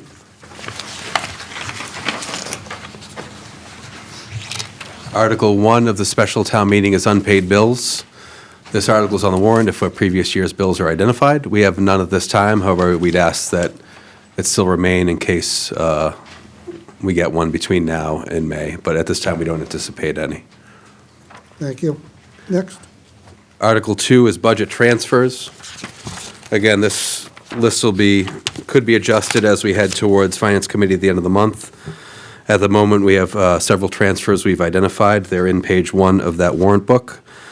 First is a combined $350,200 from free cash and $150 from DPW personnel into DPW operating. This is solely for the snow and ice deficit, to resolve that. The snow and ice deficit is approximately $428,000. Some of that is in salary and wages overtime, which can be absorbed with surpluses there. The remaining $350 is in the operating and requires a transfer. Second, we have IT personnel into IT operating for $30,000. We had a vacancy for several months that's since been filled. During that time, we had to rely heavily on contracted services, so we'll need to do a transfer to shore up the operating budget to cover those costs. And $25,000 for department heads personnel into HR personnel. As we had talked about, we had a vacancy in one of our senior management positions, and while that remains vacant, awaiting future discussions with the new town manager, we kept on an assistant for temporary staffing to help with the needs of the office. So there's a surplus in department heads that we're recommending transfer into the HR personnel budget. Happy to answer any questions on those. Next. And Article 3, the State Public Works Grant, this is our Chapter 90 money. The projected apportionment, if passed by the legislature for this year, will be $1.2 million. How does that compare to last year? I think it's similar to last year, but both of those are higher than it was the year before. Believe it or not.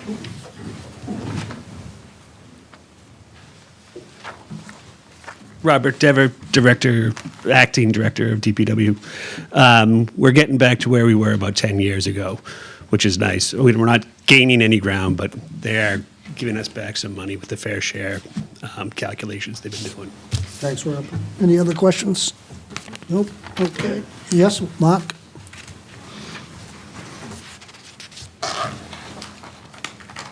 This has more to do in regard to the free cash that we're, shuffling the deck here with. Is there a report that identifies the budget underruns or overruns as of July 1 of 2024? What I'm looking at is, I'm looking at the free cash, and I believe the free cash that's been identified this year is like $13.47 million. Yep. So what I'm looking at is, I'm looking at the division of where it's going, and what I'm wondering, and I'm just wondering, where did it come from, and what line items in the budget did it come from? Because that's an indication of budgets being inflated for receipt of tax revenue. And that's the balancing of the books. That's a very fair question, Mark, and I personally handed you the financial statements that have that information in it. So if you want, I can walk you through what page it's on. It's towards the back of the ACFR. It's the budget variance report. You mean the CAFR report? Yes. Yep. Oh, I didn't see it there. Okay. It's there. I will come and see you. Thank you.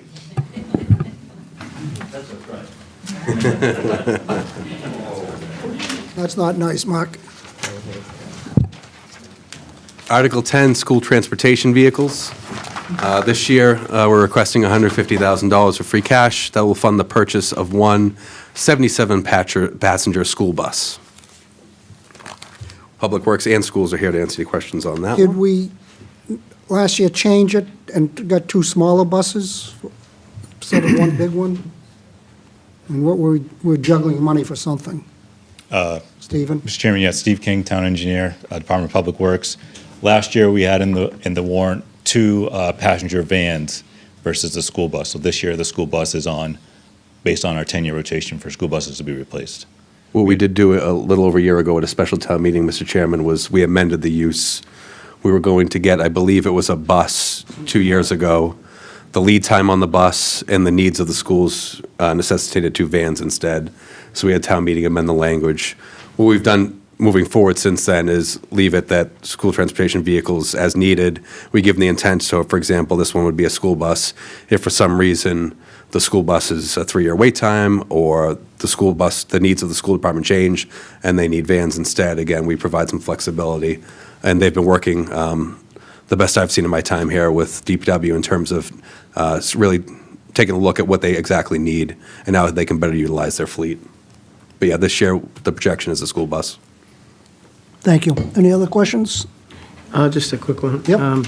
So this bus is just for Danvers students going to Danvers schools? Correct. And how many do we have? We have 5 school buses Okay. total for Danvers. For Danvers? Yes. Okay, thank you. Thank you. Anyone else? All right, next. Article 11 is the pavement management and sidewalk improvements. So again, in addition to our Chapter 90 funding, we supplement this to do some parking lots, some curbing, sidewalks, et cetera. This year, we're recommending $225,000 of free cash to support these priorities. Questions? Nope, no questions. Article 12 and 13, at this point, I'm going to turn the floor over to Town Engineer Stephen King. Yeah, thank you, Rodney.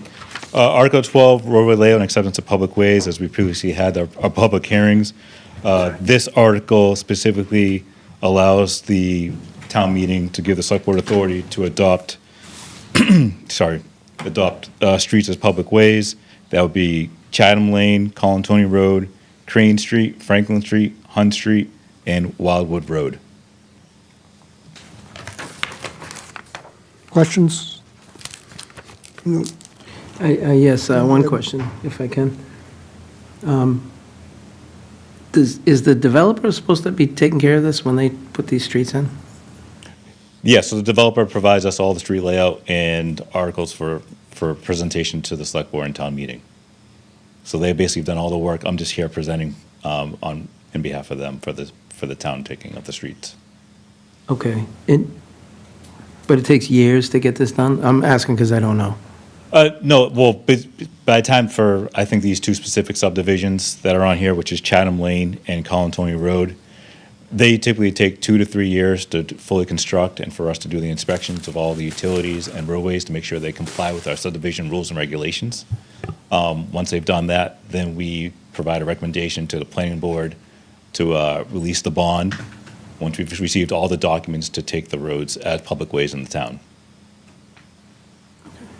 It just seems like some of these streets are, been there for a long time. So other streets, as we was here earlier in March, there are some streets that have been adopted as public ways, but not formally.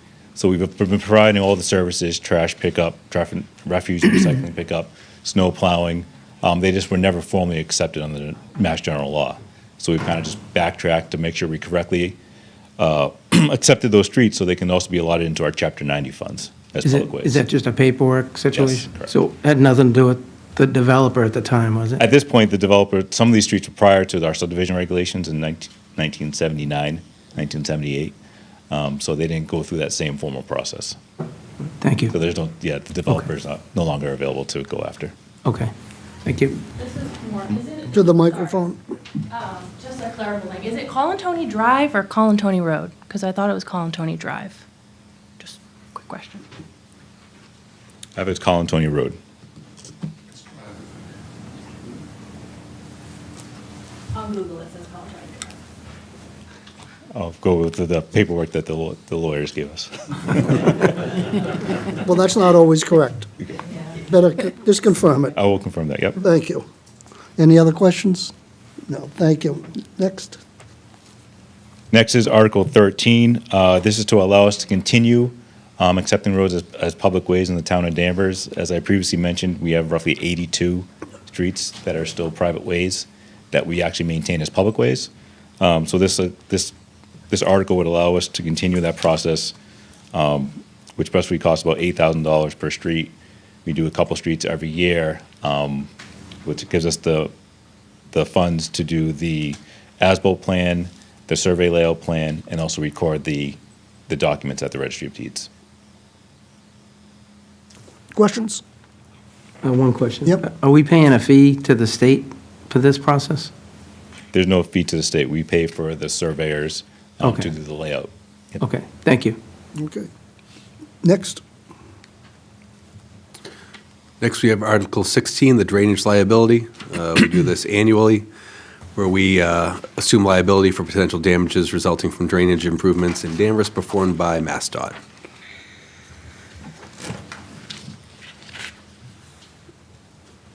Any questions? Nope. And then Articles 19 and 20, Stephen, if you want to walk them through some modifications to utility easements. Yes, these two are similar. Article 19 and 20 are similar. They're on two separate streets. One's on Cemetery Road and one is on Forest Street. The premise of these two articles is that we have town easements that cut through parcels in the town, and some of these residents are looking to develop on their parcels potentially ADUs or additional dwelling units on their parcels.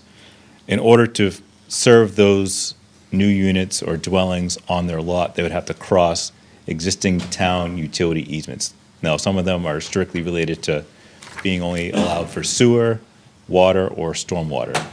So this would basically allow town meeting to give the select board approval to make any modifications to those easements to allow these residents to connect their new dwellings to water or sewer through these easements.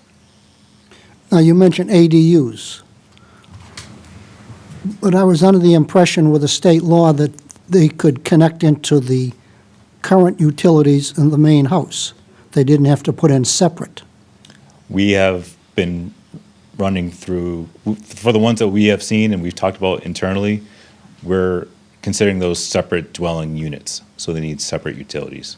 But for that's not water what the and sewer. state law says. And that's how we're interpreting the building code for dwelling units. The ADU law is confusing. The state says one thing, our building inspector apparently is saying something else, and he's not the only building inspector taking that tack. Yeah, I've had a couple conversations with other towns' building inspectors, and they didn't give us a lot of guidance on this. But for what we have seen in the what we can forecast is what we potentially could see as far as metering on the water side and/or separate utilities, if they were ever to, let's say, potentially condo the 2 units or sell 1 unit off on properties, we need to have separate billing mechanisms in place for the town, and that's how we would accomplish that. Is it possible that a homeowner putting up an ADU could fight it in source, based upon the state law? No one has fought it yet, and there's only been a couple. Well, the Again- ADU law by the state just went into effect in February. Right. It's still very new. Right. I think for right now, that's the way we're trying to be consistent with it, and what we're telling people who are applying in that manner. That for on the water and sewer utility side, that we're requesting separate utilities. So for Okay. for Cemetery Road, those are 3 new lots that were just created, which are Where's Cemetery Road? Cemetery Road is off of Route 1, Andover Street, heading towards Middleton. There's an existing water easement that runs through their entire properties. They would like to connect to sewer, so they have to run a sewer main or service over the water easement that we currently have, so that would give the select board the authority to approve them to run a new sewer service over our water easement. Similar to what we have in the streets, but this, in the public ways for right-of-ways, where we have stormwater, sewer, water. We have a lot of not cross connections, but crossing perpendicular with different utilities. For easements, it's a little bit different because those are specific to just that utility. So we're allowing residents to be able to connect a water service over a sewer easement or a sewer service over a water easement. Okay. Questions, member of the board? Yes, please. Yep. So this is due to applications from current residents that are looking to do this? Yes. Now, don't they still have to meet all setbacks to build this ADU? Correct. They do. But at some point, it sounds like they could beat the system and create a 2-family on that same property at some point, right? They could. Which would then throws our zoning into Never Never Land. Okay, thank you. Anyone else? So when they say there to take any other actions, I'm always like, the second to last sentence there, to accomplish the purpose. Is it also? Yeah, that would be, again, if you wanted, the board can take any action, so if the board wanted to not reject it, or, and it's recommended by FinCom can change how it recommends. Oh, I see, okay.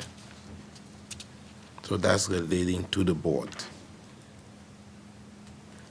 Yeah, on town council's advice, they said we should have 2 separate articles, one allowing town meeting to give the select board approval to make those modifications. Okay.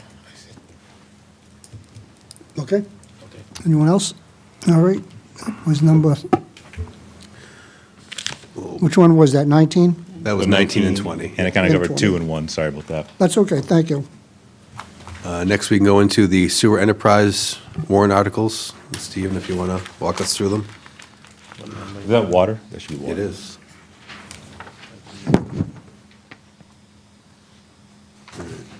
This is sewer, even though it says water. Apologies for that. Articles 17, 18, and 21, warrant book pages 8 and 9. First one is our annual drainage maintenance article. Yeah, so this is, we typically have done this annually, allotted a certain amount of funds for us to make emergency repairs and/or repairs to our stormwater infrastructure within the town. So if you see a catch basin that, or a sinkhole that's repaired because of stormwater, we use these funds to replace those catch basins or drain pipe in the streets. Questions? No, I've seen a lot of trucks Mike? up there. too. Do you have an average, do you have a 10-year chart saying roughly how much we're going to spend per year on average? We're currently working on our next 10-year capital plan through the Stormwater Asset Management Grant that we received last year. So that by I should be in front of the Select Board again by the end of the fall with that report. Okay, thank you. Is that? Yes. Okay, next. High-pressure flushing and vacuum truck replacement. This is a replacement of our frontline operating Vector and flushing truck that we use for vacuum excavation and/or vectoring out manholes, sewer manholes, catch basins, drain manholes, and also helps with cleaning out a lot of our wastewater collection system within the town. Questions? Yes, please.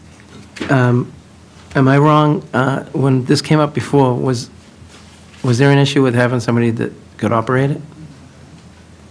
Did we have a problem with having an operator for this, or is that covered? I want to say, I believe the question was regarded to training of the machine, which we do, of the equipment, which we do train our sewer and water techs on how to operate the machine. Okay. Thank you. Okay. Yes, please.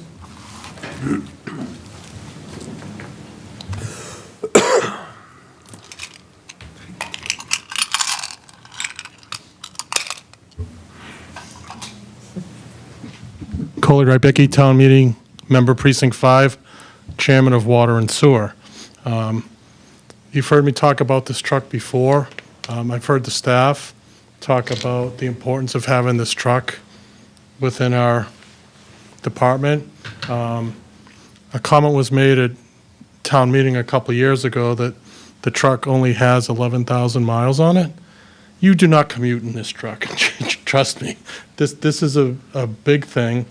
And we actually had a catch basin clog on where I live on Barber Road.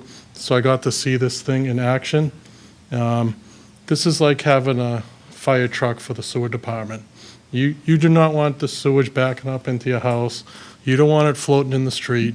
And this truck will take care of a lot of that. So I just encourage the town meeting in its wisdom to please get this truck for the department. Thank you, Coley. Anyone else? Okay. Mark? Yep.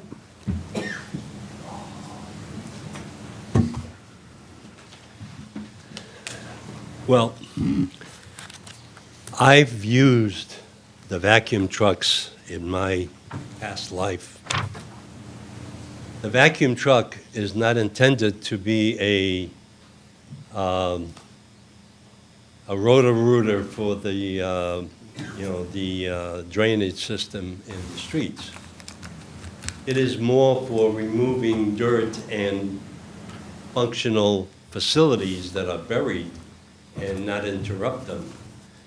The one question that I have, and this has been an issue going on a couple of years now, have we done a cost analysis of what it would take to the number of times we actually needed for the purpose that it was intended for, and how much can we save? This is a $2 million, what is it, $1.5 million? $1 million, okay. No, 600. 600 million is no difference. It's less than three-quarters. That's with the escalation that's going to come with it. The issue here is that do we actually need it? And I don't know if we have justified that, even for the water department, because that is not the purpose of a vacuum truck, to do drainage. The issue is, have we done a cost analysis of how many times do we use it a year? How many times would it cost us to rent it, because they are available by suppliers? And can we save money on that? Because this is a large investment. So that's my question, and I haven't heard that answer yet. Mr. Chairman, I'll defer to Stephen King to answer the two questions. How much do we spend I'll defer to him, too. Yeah, how much do we spend on, just even having one, that's in for repair, how much have we spent this year on contracting out with having one that we own? And then the second question would be, again, can you talk about some of the other uses beyond vacuuming?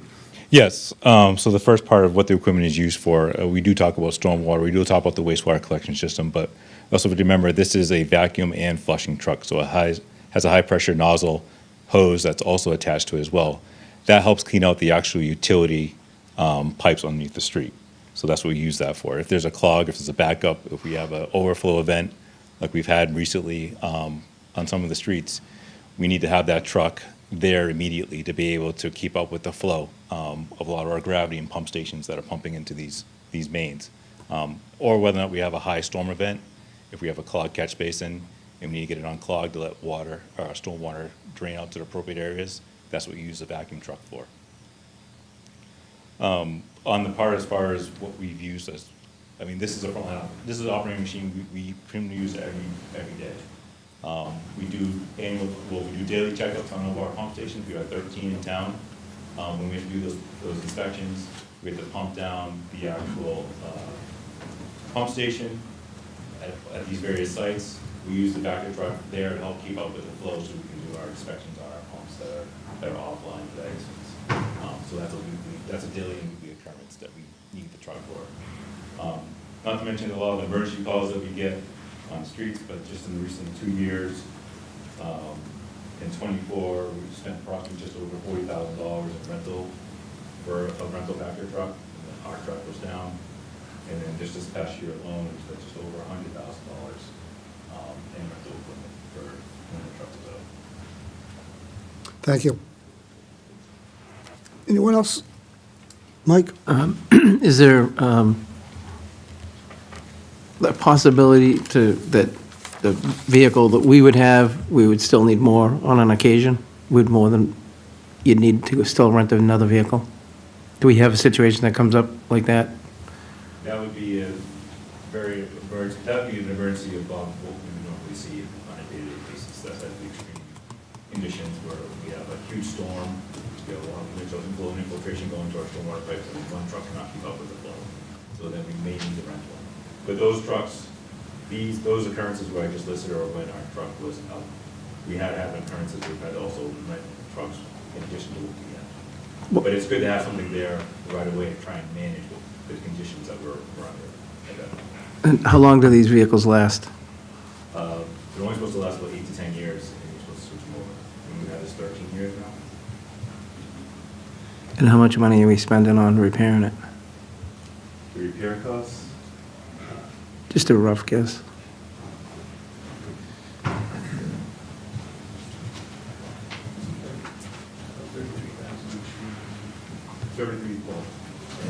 If I give you the director, 33,000 this year alone for repair costs. Okay. All right, thank you. All set? Yes. Okay, thank you. Next. The wastewater collection system, comprehensive lining and spot repairs. This is our annual program, a part of our wastewater capital improvement plan to reduce our infiltration into our wastewater collection system. We have additionally done probably about 8 to 10,000 linear feet of sewer main rehab every year. This is in lieu of doing actual open cut excavation. So this is transit technology. We line our sewer mains and sewer services within the roadways, eliminate infiltration coming from groundwater sources that we don't necessarily need to treat at some that's excluded. So this program aims to tackle the next section, which is a little bit of Locust Street, and then the area provided will build neighborhoods off the Denver and Canada Road. Questions? Yes, please. Yep. How much time can you buy by lining the pipes versus having to change them out? You get another 70 plus years of useful life out of it. Wow. It's another structural line. So it's basically the old pipe is the hose pipe, and the new liner is just as structurally sound as the new PVC pipe. Okay, thank you. Let's see. Anyone else? Okay, that's 21. Right. Rodney, how many do we have left, roughly? We have some water, buildings, and grounds, and I think that we have, All right, we'll take a 10-minute break back here at 5 all to do the water. yeah, we only have 3 articles left, so, yeah. We need a 10-minute break. Thank you. You got it.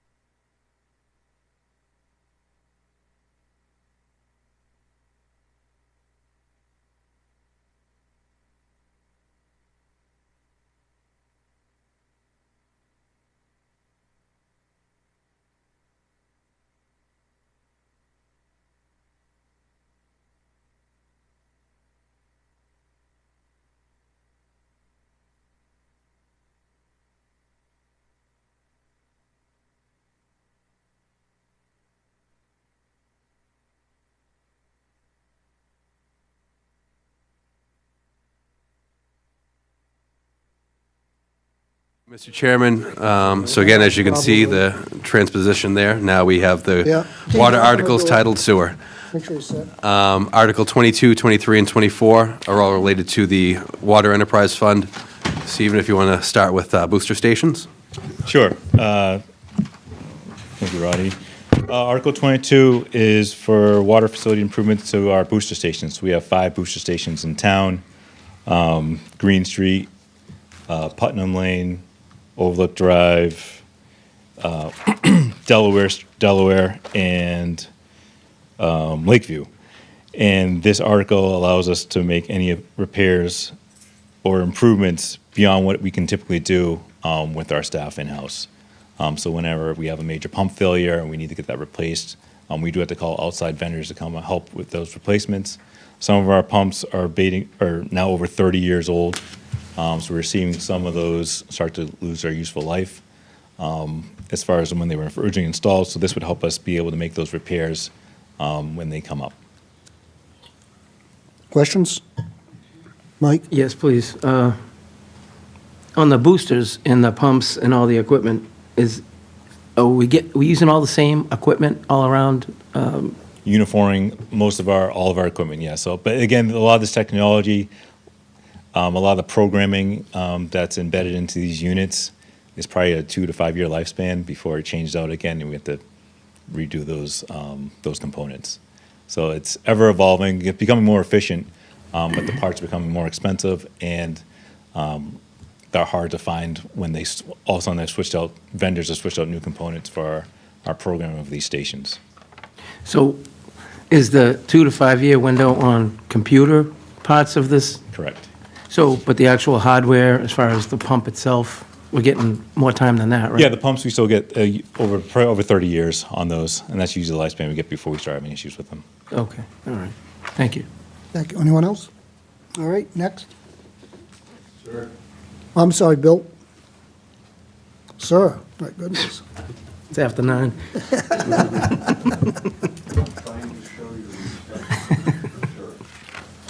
My only question is, when we're talking about water, are we dealing with the Speak into the forever, mic. are we dealing with the forever chemicals that seem to be creeping up and making people very sick? Do we have any effort, or is it impossible to do anything? No problem. Thank you, Mr. Chair. This article is directly related to just being able to increase the pressure so we meet the state regulations at homes. To answer the question related to the forever chemicals, we have applied for a grant that we're waiting and awarding. Hopefully, we get the award to tackle PFAS in our raw water that we draw out of our wells. So hopefully we hear good news that we get that grant, and that would help us go to the next step as far as doing a design for upgrades to our well facilities to remove those forever chemicals. Thank you. All right, next. We're still on emergency water interconnections. Okay, this article is, some of you may remember, we had a couple years ago, we appropriated some funding to start a study and possibly do a replacement of our emergency water interconnections with the city of Beverly and the city of Peabody. At this point, we've finalized our study and consensus. We've now modeled how much we can actually withdraw from the city of Beverly, which would come from the Salem Beverly Water Supply, and or the city of Peabody at our interconnections. Based on that study and evaluation, there are further upgrades that we'll need to do to those interconnections to make sure that they're ready in case we need them for purposes of a drought or emergency water that we need to supply from other communities. So this article would allow us to, this would increase the amount that we've already appropriated a couple years ago to finalize the construction bid documents and actually construct and replace the existing interconnections on Water Street and Conant Street. Ever bought water from either Beverly or Peabody through these connections? We have bought water from this city of Beverly through Salem Beverly Water Supply. We have purchased water from them before. Through these? Through these interconnections, yes. Okay, thank you. Any other questions? Yes, please. Yeah. So if we get this funding and do this work, we're not going to have this again. We're going to be all set for 20, 30 years? or Yeah, something? it's building resiliency into our water supply system. Okay, thank you. Yes, David? Steve, may I just ask, how often have these interconnections been used? Like once a year, 10 times, or and never? Or? No, I would say maybe 2, maximum 3 years. Every 3 years, at some point, we've had to purchase water from our neighbors. During droughts? Nope, during emergency situations. So 1 year we had two of our main pumps at our water treatment plant failed. And we couldn't supply water only from our wells, and we couldn't do our water treatment plant, so we had to buy additional water from Salem Beverly Water Supply Board. And we have probably a reciprocal agreement that if they have an emergency, they buy some from us? So we typically, hydraulic grade line wise, we couldn't supply them with water because of the water elevations of how they operate their system to how we operate our system. So it's not reciprocal. Okay, just wondering, thank you. Okay. Anyone else? Thank you, Stephen.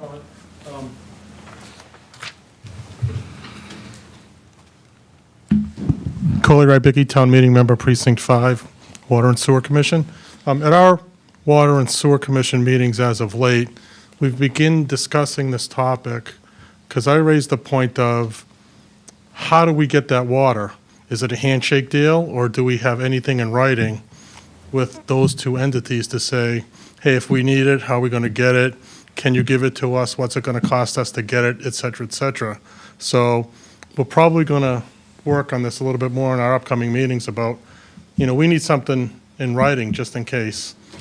These days of handshake deals and all of a sudden, we can't give it to you when we really need it. I'd really like to see us formalize our agreements with those communities. Thank you. Thank you. All set? Next.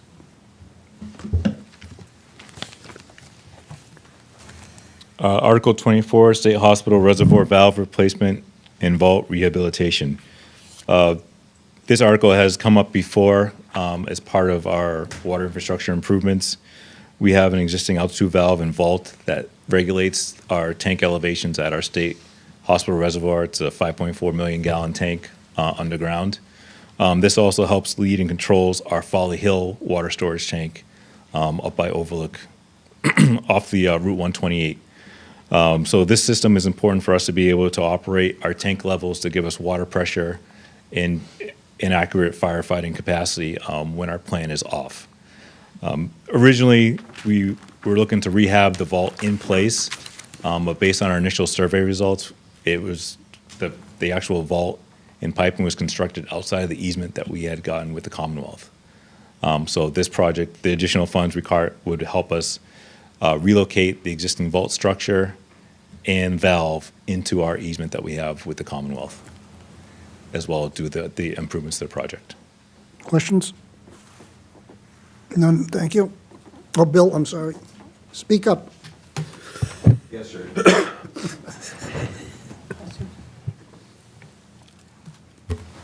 Again, Bill Bradstreet, Town Meeting Member, Precinct 1. I heard reference made to tanks, water tanks. It's like anything else that has a life. How far through the life of these tanks, and they won't last forever, how expensive would it be to replace them? Not my lifetime, hopefully, but how expensive would it be for the town to replace these tanks? Or is it even feasible? Thank you. That's a great question, and I can't give an exact figure to it. Although we do annual maintenance to these tanks, so we're constantly doing inspections with them. We have an original vendor who actually constructed our concrete stand tank on Folly Hill. They come out, they do an assessment on it every year and provide us any improvements or rehab work that we need to do on that tank. DEP, Department of Environmental Protection, also comes out and does an inspection on the tank to make sure it's in full compliance and it's operating effectively. There's no leaks, no crack, no structural deficiencies on the tank. So we're consistently watching that. The State Hospital tank is circa early 1900s. It's an underground tank with a clay bottom and built on basically granite walls. So It does have a lifespan. It's exceeded its lifespan, which has been great. But again, we also do inspections of that on an annual basis. We do drain that tank down. We do inspections in that tank to make sure everything's structurally sound as well. But I know that state is not permitting those types of tanks anymore. So we're going to do our best effort to make sure that asset stays where it is. Do we have a backup plan if we have to abandon it?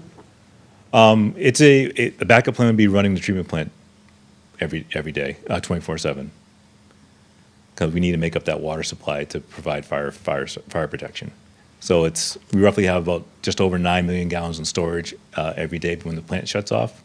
So if one of those tanks were to go down, we would just need to run our plant additionally more hours to make up that loss of water storage. Thank you. And Anyone else? Mr. Yeah. Chairman, and it says that we're going to abandon the existing infrastructure in place. What does that mean? Like, with the existing vault that's there, we're basically going to pull all the parts out of it and just fill it with stone. There's no need to actually remove it off the site. It's just a standard precast vault. So we're just going to put one next to it, relocate the water main, the 20-inch water main that's connected to it, and then just abandon that vault in place. So no need to over-excavate more than we have to. Okay. All right, thank you. Thank you. Next. Can I ask, Dan? Yep. I've been here a long time. I've been looking at that hill a long time. Now, Danvers, we sell our water to the residents on Hawthorne Hill, right? Yep. How do we get it up there? I mean, the people in the top bedroom in the top floor, how do you get that water up there? It's through what we call our hydraulic gray line and booster pump stations. So There's no big tank that's higher than the buildings, is there? nope, but then again, they do have individual pressure. I'll come to your office sometime, Stephen. You can explain it to me. Okay. Thank you. Next. Next, we have Article 27, building improvements. This is various improvements, maintenance, repairs to town buildings, including schools. There's a more detailed breakout in your warrant book on pages 12 and 13. We don't need to go item by item, but if there's any specific questions on any of those projects, Mr. King and Mr. Dever are happy to answer any questions you may have. The total is total of $739,000. It's $529,000 in free cash, $37,000 from WUMP, and $173,000 from electric and electric efficiency upgrades. Everybody on the board understand what a WUMP is? Water use mitigation program. Okay. Any questions, David, on Article 27? It's a big article. I'm not allowed to ask because I live next to the senior center. I was going to ask, when is that bulkhead going to be replaced? The ugly one that I look out from my kitchen every morning and I'm drinking coffee. I'm looking at a 37-year-old bulkhead that's letting rats go in and out of the building. However, ethics won't allow me to bring the issue up, so forget that I said anything. It's been documented. Mike, any questions on Article 27? No, it seems pretty straightforward, thank you. Maureen? No. Dee? No, thank you. Audience? Okay. Then Article 28, grounds improvements. Again, a total of $197,500, pages 14 and 15. You have a list in front of you. Again, happy to answer any questions on the list of grounds improvements. If I may, irrigation improvements at Endicott Park and the community gardens. What are we doing at the park and the gardens specifically? So the existing irrigation system there is, has a ton of faulty piping that's allowing leaks and loss of water that doesn't need to be, that we need to conserve. So this would basically, you start replacing parts of that system so that we have a tight system so that we're not leaking when we have our irrigation system on at the gardens. So, given that we won't vote on this till May, when will you start the work? We wouldn't be able to start the work Yep, until after July 1st. July 1st. And what downtime will there be? for the gardens? I'll have to talk and schedule that with the forestry department who's organizing that. Is there a way we can phase the work so it doesn't impact the community growing season? Yes, yeah, absolutely, yeah. Yeah, because, I mean, July and August, if they can't water their plants or vegetables. We shouldn't be an impact to anybody. Okay. Yep. Thank you. Anyone else? Okay. Anyone in the audience? Nope. Article left? 39, last one, fiscal 26 budget amendments. This article's on the warrant just to make sure if anything changes during town meeting, we can have a further amendment later. That's normal. Yep. All right, so, fellow board members, we've already voted on 36, 37, 38. We're not voting on 2. I'd ask that we take 19 and 20 out of the mix and have a vote on the remaining articles to pass favorably or unfavorably. I agree with 19, take 19 and 20 out. Okay, but I'm asking for a vote on the others. You're asking for a vote on these? Okay. Is there a motion? Take a motion to pass them favorable. Okay, is there a second? Second? All in favor? Aye. Opposed? None. So 19 and 20, I'd like to pull out for a separate vote. Maureen, you have comments? For these 19 and 20? Yeah. I don't like the idea about with the ADUs and, how that can happen with those particular lots. I want to do a little bit more research, on 19 and 20 myself. All right, and my concern is that we have a state law that's in conflict with our building code, and I'm not happy until we can resolve that and have a understanding what the state law really means. And I do know there's talk amongst the real estate industry of making some pushback and countersuits against the ADU law. Where that goes, I don't know. With the last Government Affairs Committee meeting I participated in at the Mass level, there was kind of a mixed feeling of ADUs, and it works in other parts of the country, and there's people here that think it's against our zoning, and it's not good. And we heard first thing tonight, we don't want to change Danvers. And if we're going to accept these ADUs with the state laws in place, it's different than what we may want. So I'm going to vote unfavorably on 19 and 20 for that reason. But if I can have a motion for 19 and 20?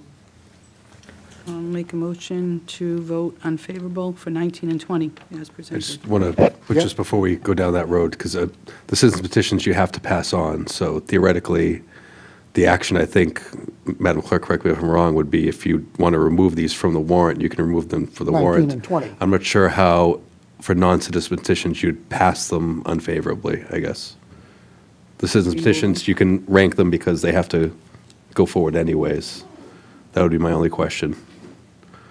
If it's a majority to unfavorable, the select board has the authority to just remove them from the warrant, I believe. And before we did that, my question would be to Mr. King, what would the impact be? Well, I think the impact would be grave to the people on cemetery roads and others because they're looking for easement relief. Right, and so if I could clarify, because maybe I shouldn't have Mixed put in these the two together. ADUs. Yeah, so Article 19 for Cemetery Road, that'd be a 3-lot subdivision for single-family housing that's going in, and they would need to be able to connect to the utilities to provide for those single-family houses. So they would have to cross over our water easement with a sewer service. So essentially, you'd be allowing them to do that, and they'd run individual service to their houses just like any other normal house in the town of Danvers.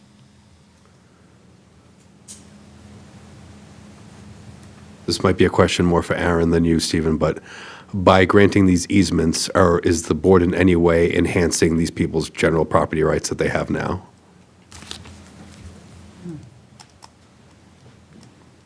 Through you. No, I mean, in theory, these lots were created on Cemetery Road through an approval not required process, so they meet the determine standards for buildable lot in town, and the planning board was unable to say no to that subdivision. That's where it gets its name, approval not required. I don't know why they call it that, but they do. They have to ask us for our not approval. So in this case, I don't think that you'd be giving them extra property rights, and again, I think we kind of grabbed onto the clause for the accessory dwelling units here, but on not being able to develop the single-family home on Cemetery Road, that might be an obstruction of property rights. I understand we're not happy that that single-family home may be able to add an ADU, and what are the process for that? We should talk about as a community. But I worry we'd be kind of clipping their base property rights to develop, as they've already met the zoning requirements for those parcels in question. So in essence, introducing the comment on the ADU kind of took us Dan, off. could you talk?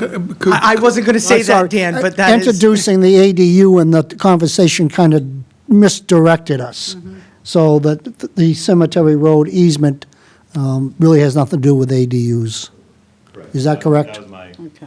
Okay, so the that same thing with that 13 Fowler as clarifies it. well? Look at that way, too. Yeah. That is 13 Forest? 13 Forest. Or, excuse me. Yes, again, they have, if, by what is zoned for that parcel, they're allowed to put another dwelling unit on there. Now, I'm not going to say the other acronym, but regardless of whatever they want to call that, if they do want to run a service for water, whether or not they attach onto the existing house or they come off the main, they're still going to have to cross that easement to do so. And you would be giving them the right to do that. Okay, so it's an easement issue only. Yes. We confused it. That's my fault, Don't Mr. see Chairman. it? Go ahead, David. I don't want to be a troublemaker, but of course it has value. If I have a piece of land and I can't build a house on it because I don't have water and sewer, I'd pay $100,000 for the right to put water and sewer in so I would have a buildable house lot in Danvers. I'm not saying we should do that because I also believe in the principle of a good neighbor. I remember a neighbor once asked if he could hitch his hose to my house as he was doing something in his yard. And I said, what a stupid question. Of course you can. You're my next door neighbor and I'm going to live next to you for 20 years. But it's a real property value. What's a house lot worth with it that doesn't have water and sewer? So the answer is it has value. Do we want to impose value or ask value? I'm not saying we should, because if somebody has a house lot in Danvers, like I have a house lot across the street and I have water and sewer, but the answer is yes, it has a great value. And what anyone chooses to do with that, the board or the town meeting or anybody else, I'm not saying that we should charge, but it has great value. And if it's 3 house lots, a house lot in Danvers has now got to be $200,000, $300,000, $500,000. And in the event that it could be a duplex, why don't we talk about $500,000 or $600,000? That doesn't mean that they should have to pay that, but there is a definite value to that. So, and I'm not saying what we should do for or with the value, but I don't want to pretend that there isn't a value. There's a big value. Thank you. So I withdraw my objection because of the confusion, but it's strictly for the easement rights to these properties, and That's I'm correct, fine and with that's that. my fault, Mr. Chairman. No, that's okay. Me too. It's late. Don't blame yourself. All right, so did we vote on all the others yet? Not yet. No, so we can throw 19 and 20 back in the mix and vote on everything as one, with one vote, if I can have a motion. I move that we forward all those designated items to the town meeting with a favorable recommendation. Is there a second? Second. There is a second. Any discussion? Hearing none, all in favor? Aye. Aye. Opposed? None. All right, thank you, folks, for Wait a your, minute. You still need to do consent calendar. yeah, no, that was just a warrant. That's just, they can stay.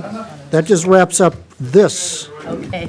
Okay, we're not done yet. You're welcome to stay as they get up to leave. But you don't have to come back Thursday. Take the night off.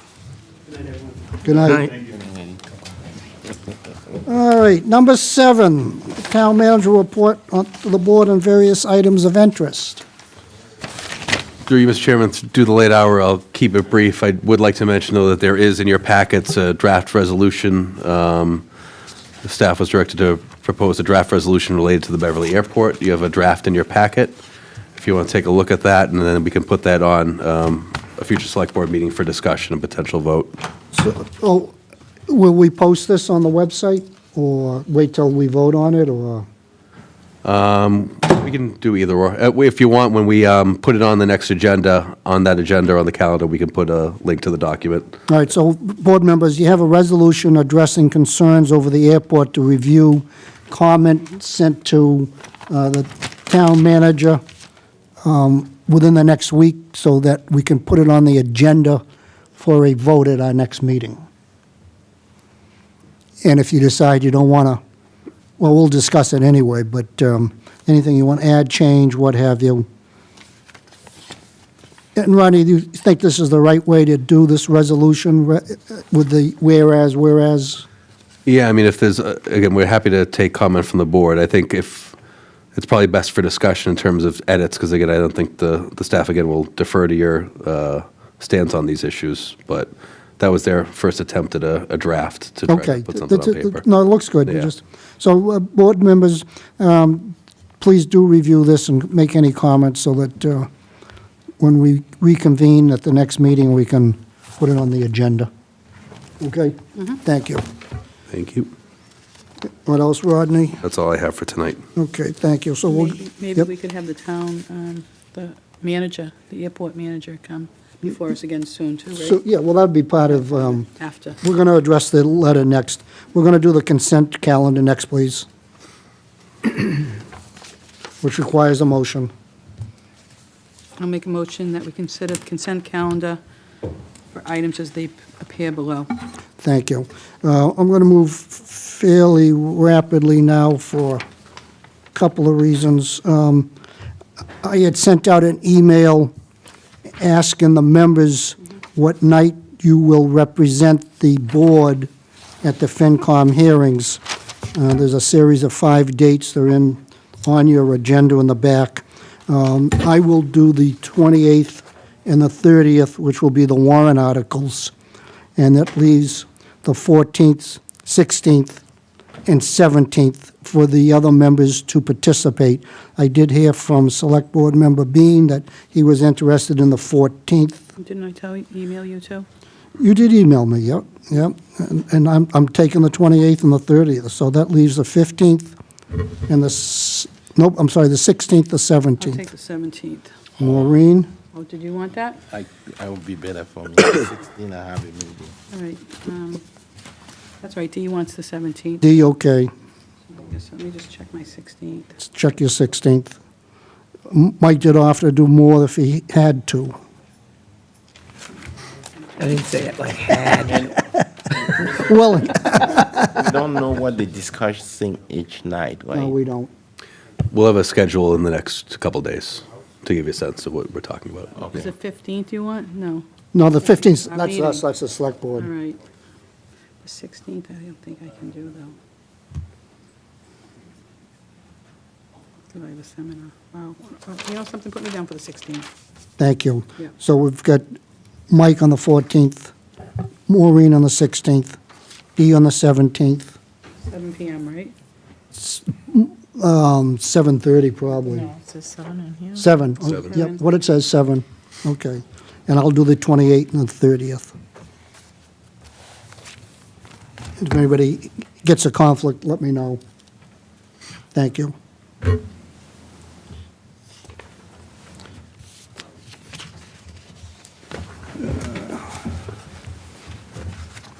We did get a letter from Duncan Putney about the historic. I don't have that paperwork in front of me. Does somebody else have it? Yeah, it's right here. Yeah, thank you.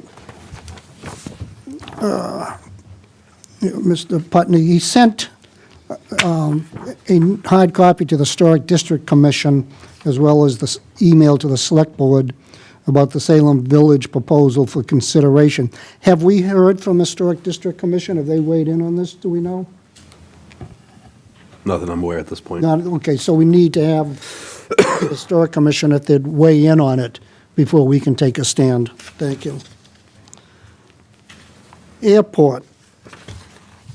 We received a letter back in January addressed to the Select Board from Gabriel Hannafin, Airport Manager, answering questions on fueling, which I believe was Mike's question, aircraft size, which I believe was David's, runway usage, Maureen. Have you folks had a chance to read this, and how would you like? Yeah? I have not. You have not. Nope, I will. That's too bad. We got it. I'd like to give them a response of some type. I'll have an answer for you tomorrow. I'll call you tomorrow. Okay, that's I was fine. away. Okay. Other members have an idea of what they want to do as a response. Did you get your questions answered?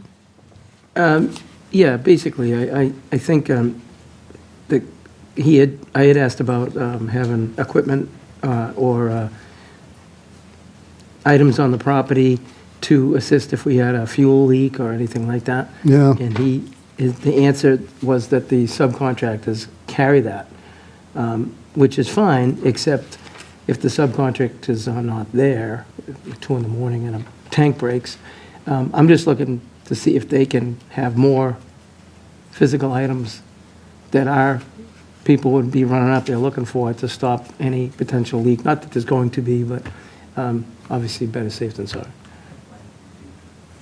Do you want to send that to Rodney I can do that. so we can incorporate that into a letter? I want to acknowledge we received it. Okay. All right. Okay?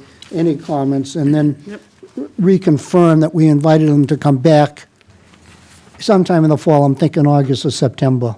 Okay. So we'll put that in a letter as well, but just acknowledge receipt thereof. The request that was made at their meeting by Bill Quazzo on for 2 more members to sit on the commission really was not the proper, you don't ask that commission, it has to go through the Beverly City Council, it has to go through the mayor's office. We'll address that probably with the resolution, Okay. okay? Yeah. So we'll put, I'll wait for your call. Yeah, I'll call you tomorrow. Yeah, that's fine. And then we'll at least give them a response, acknowledge the receipt. Thank you. Because I want to read it. Yeah, no, that's I was fine. away, so- That's fine. I mean, I did read it. I didn't understand. I mean, this is a while back, too. I did Right. read it yesterday. I mean, he was pretty responsive from what he said he was going to provide. Yep. I don't understand type of airplanes and the path and the chart in there. I have no idea, but So this disclosure, I had a conversation with an environmental attorney that works for the FAA in my office the other day, and he did tell me that these airplanes, the class may change, but the size of them don't. So that might be different seats or something, I'm not sure. But he was very interesting in telling me about the issues they have in Seattle, where they're banding together, and in a 5-mile radius of an airport, they're suing Alaska Airlines and Delta Airlines for the discharge of the leaded fuel in the neighborhoods. So it's something to stay tuned to. Interesting. Okay, so we'll draft a letter. If it's all right with you folks, we'll draft it and I'll sign it? Yep. Okay, thank you. Okay. Anyone else? Let's see here. Oh, we didn't vote on the consent calendar. We had a motion. Who made the second? No one? No one. Nobody. Somebody want to make a motion on the consent I calendar? make a motion that we'll consider the consent calendar, items as they appear below. Is there a second from Dee? Thank you. Thank you, Madam Clerk. All in favor? Aye. Aye, thank you. What else haven't we done? I think that's it tonight. That's it for tonight. All right, closing comments. Dee? no comment. Thank you. All right, Maureen? Once again, Danvers Cares will be meeting on April 7th at their, I think it's at 2:30 at the high school, room C 213, I believe. It's a great organization. Also duck tickets, right? Kiwanis duck tickets. Yep. You know, don't forget that it does help the Kiwanis Club, so buy your duck tickets. And I was looking at my phone, too, because I wanted to congratulate Danvers Rec, Dave Mountain and his group at the Massachusetts Recreation Park and Park Association, that they won a 2025 Regional Community Impact Award. So congratulations to Dave Mountain and his crew, his team, and that's wonderful. Thank you. Thank you. Mike? I was going to make a comment about April Fool's Day, but I think I'll just stop. So, Too late, then I... That's it. David? Thank you. Comments? Brad Street does not allow me to mention anything about old age. I'm ranting about the senior center tonight. Well, of course, I'm ranting about 12 Sylvan Street, which was the senior center. I could call Macy's Jordan Marsh, and so forgive me for, and I'll never say anything about my age. I guess it's apparent. Nothing else. Thank you, Dan. Thank you. Nice job running the meeting. So, to the public, I thank you all for your emails in the last few months regarding the town manager search, contract, etc. In order to have a fair, impartial process, I chose not to respond to any and all emails, comments praising people, drawing our attention to newspaper articles, telling us how we should do the process. But I appreciate everybody's email. I read them all, but I didn't respond to any, and I'm not going to. But thank you, Danvers, for paying attention. Folks, if you see a vet, please say thank you, and meeting is adjourned. Thank you. Good night, Danvers. Thank you. Thank you.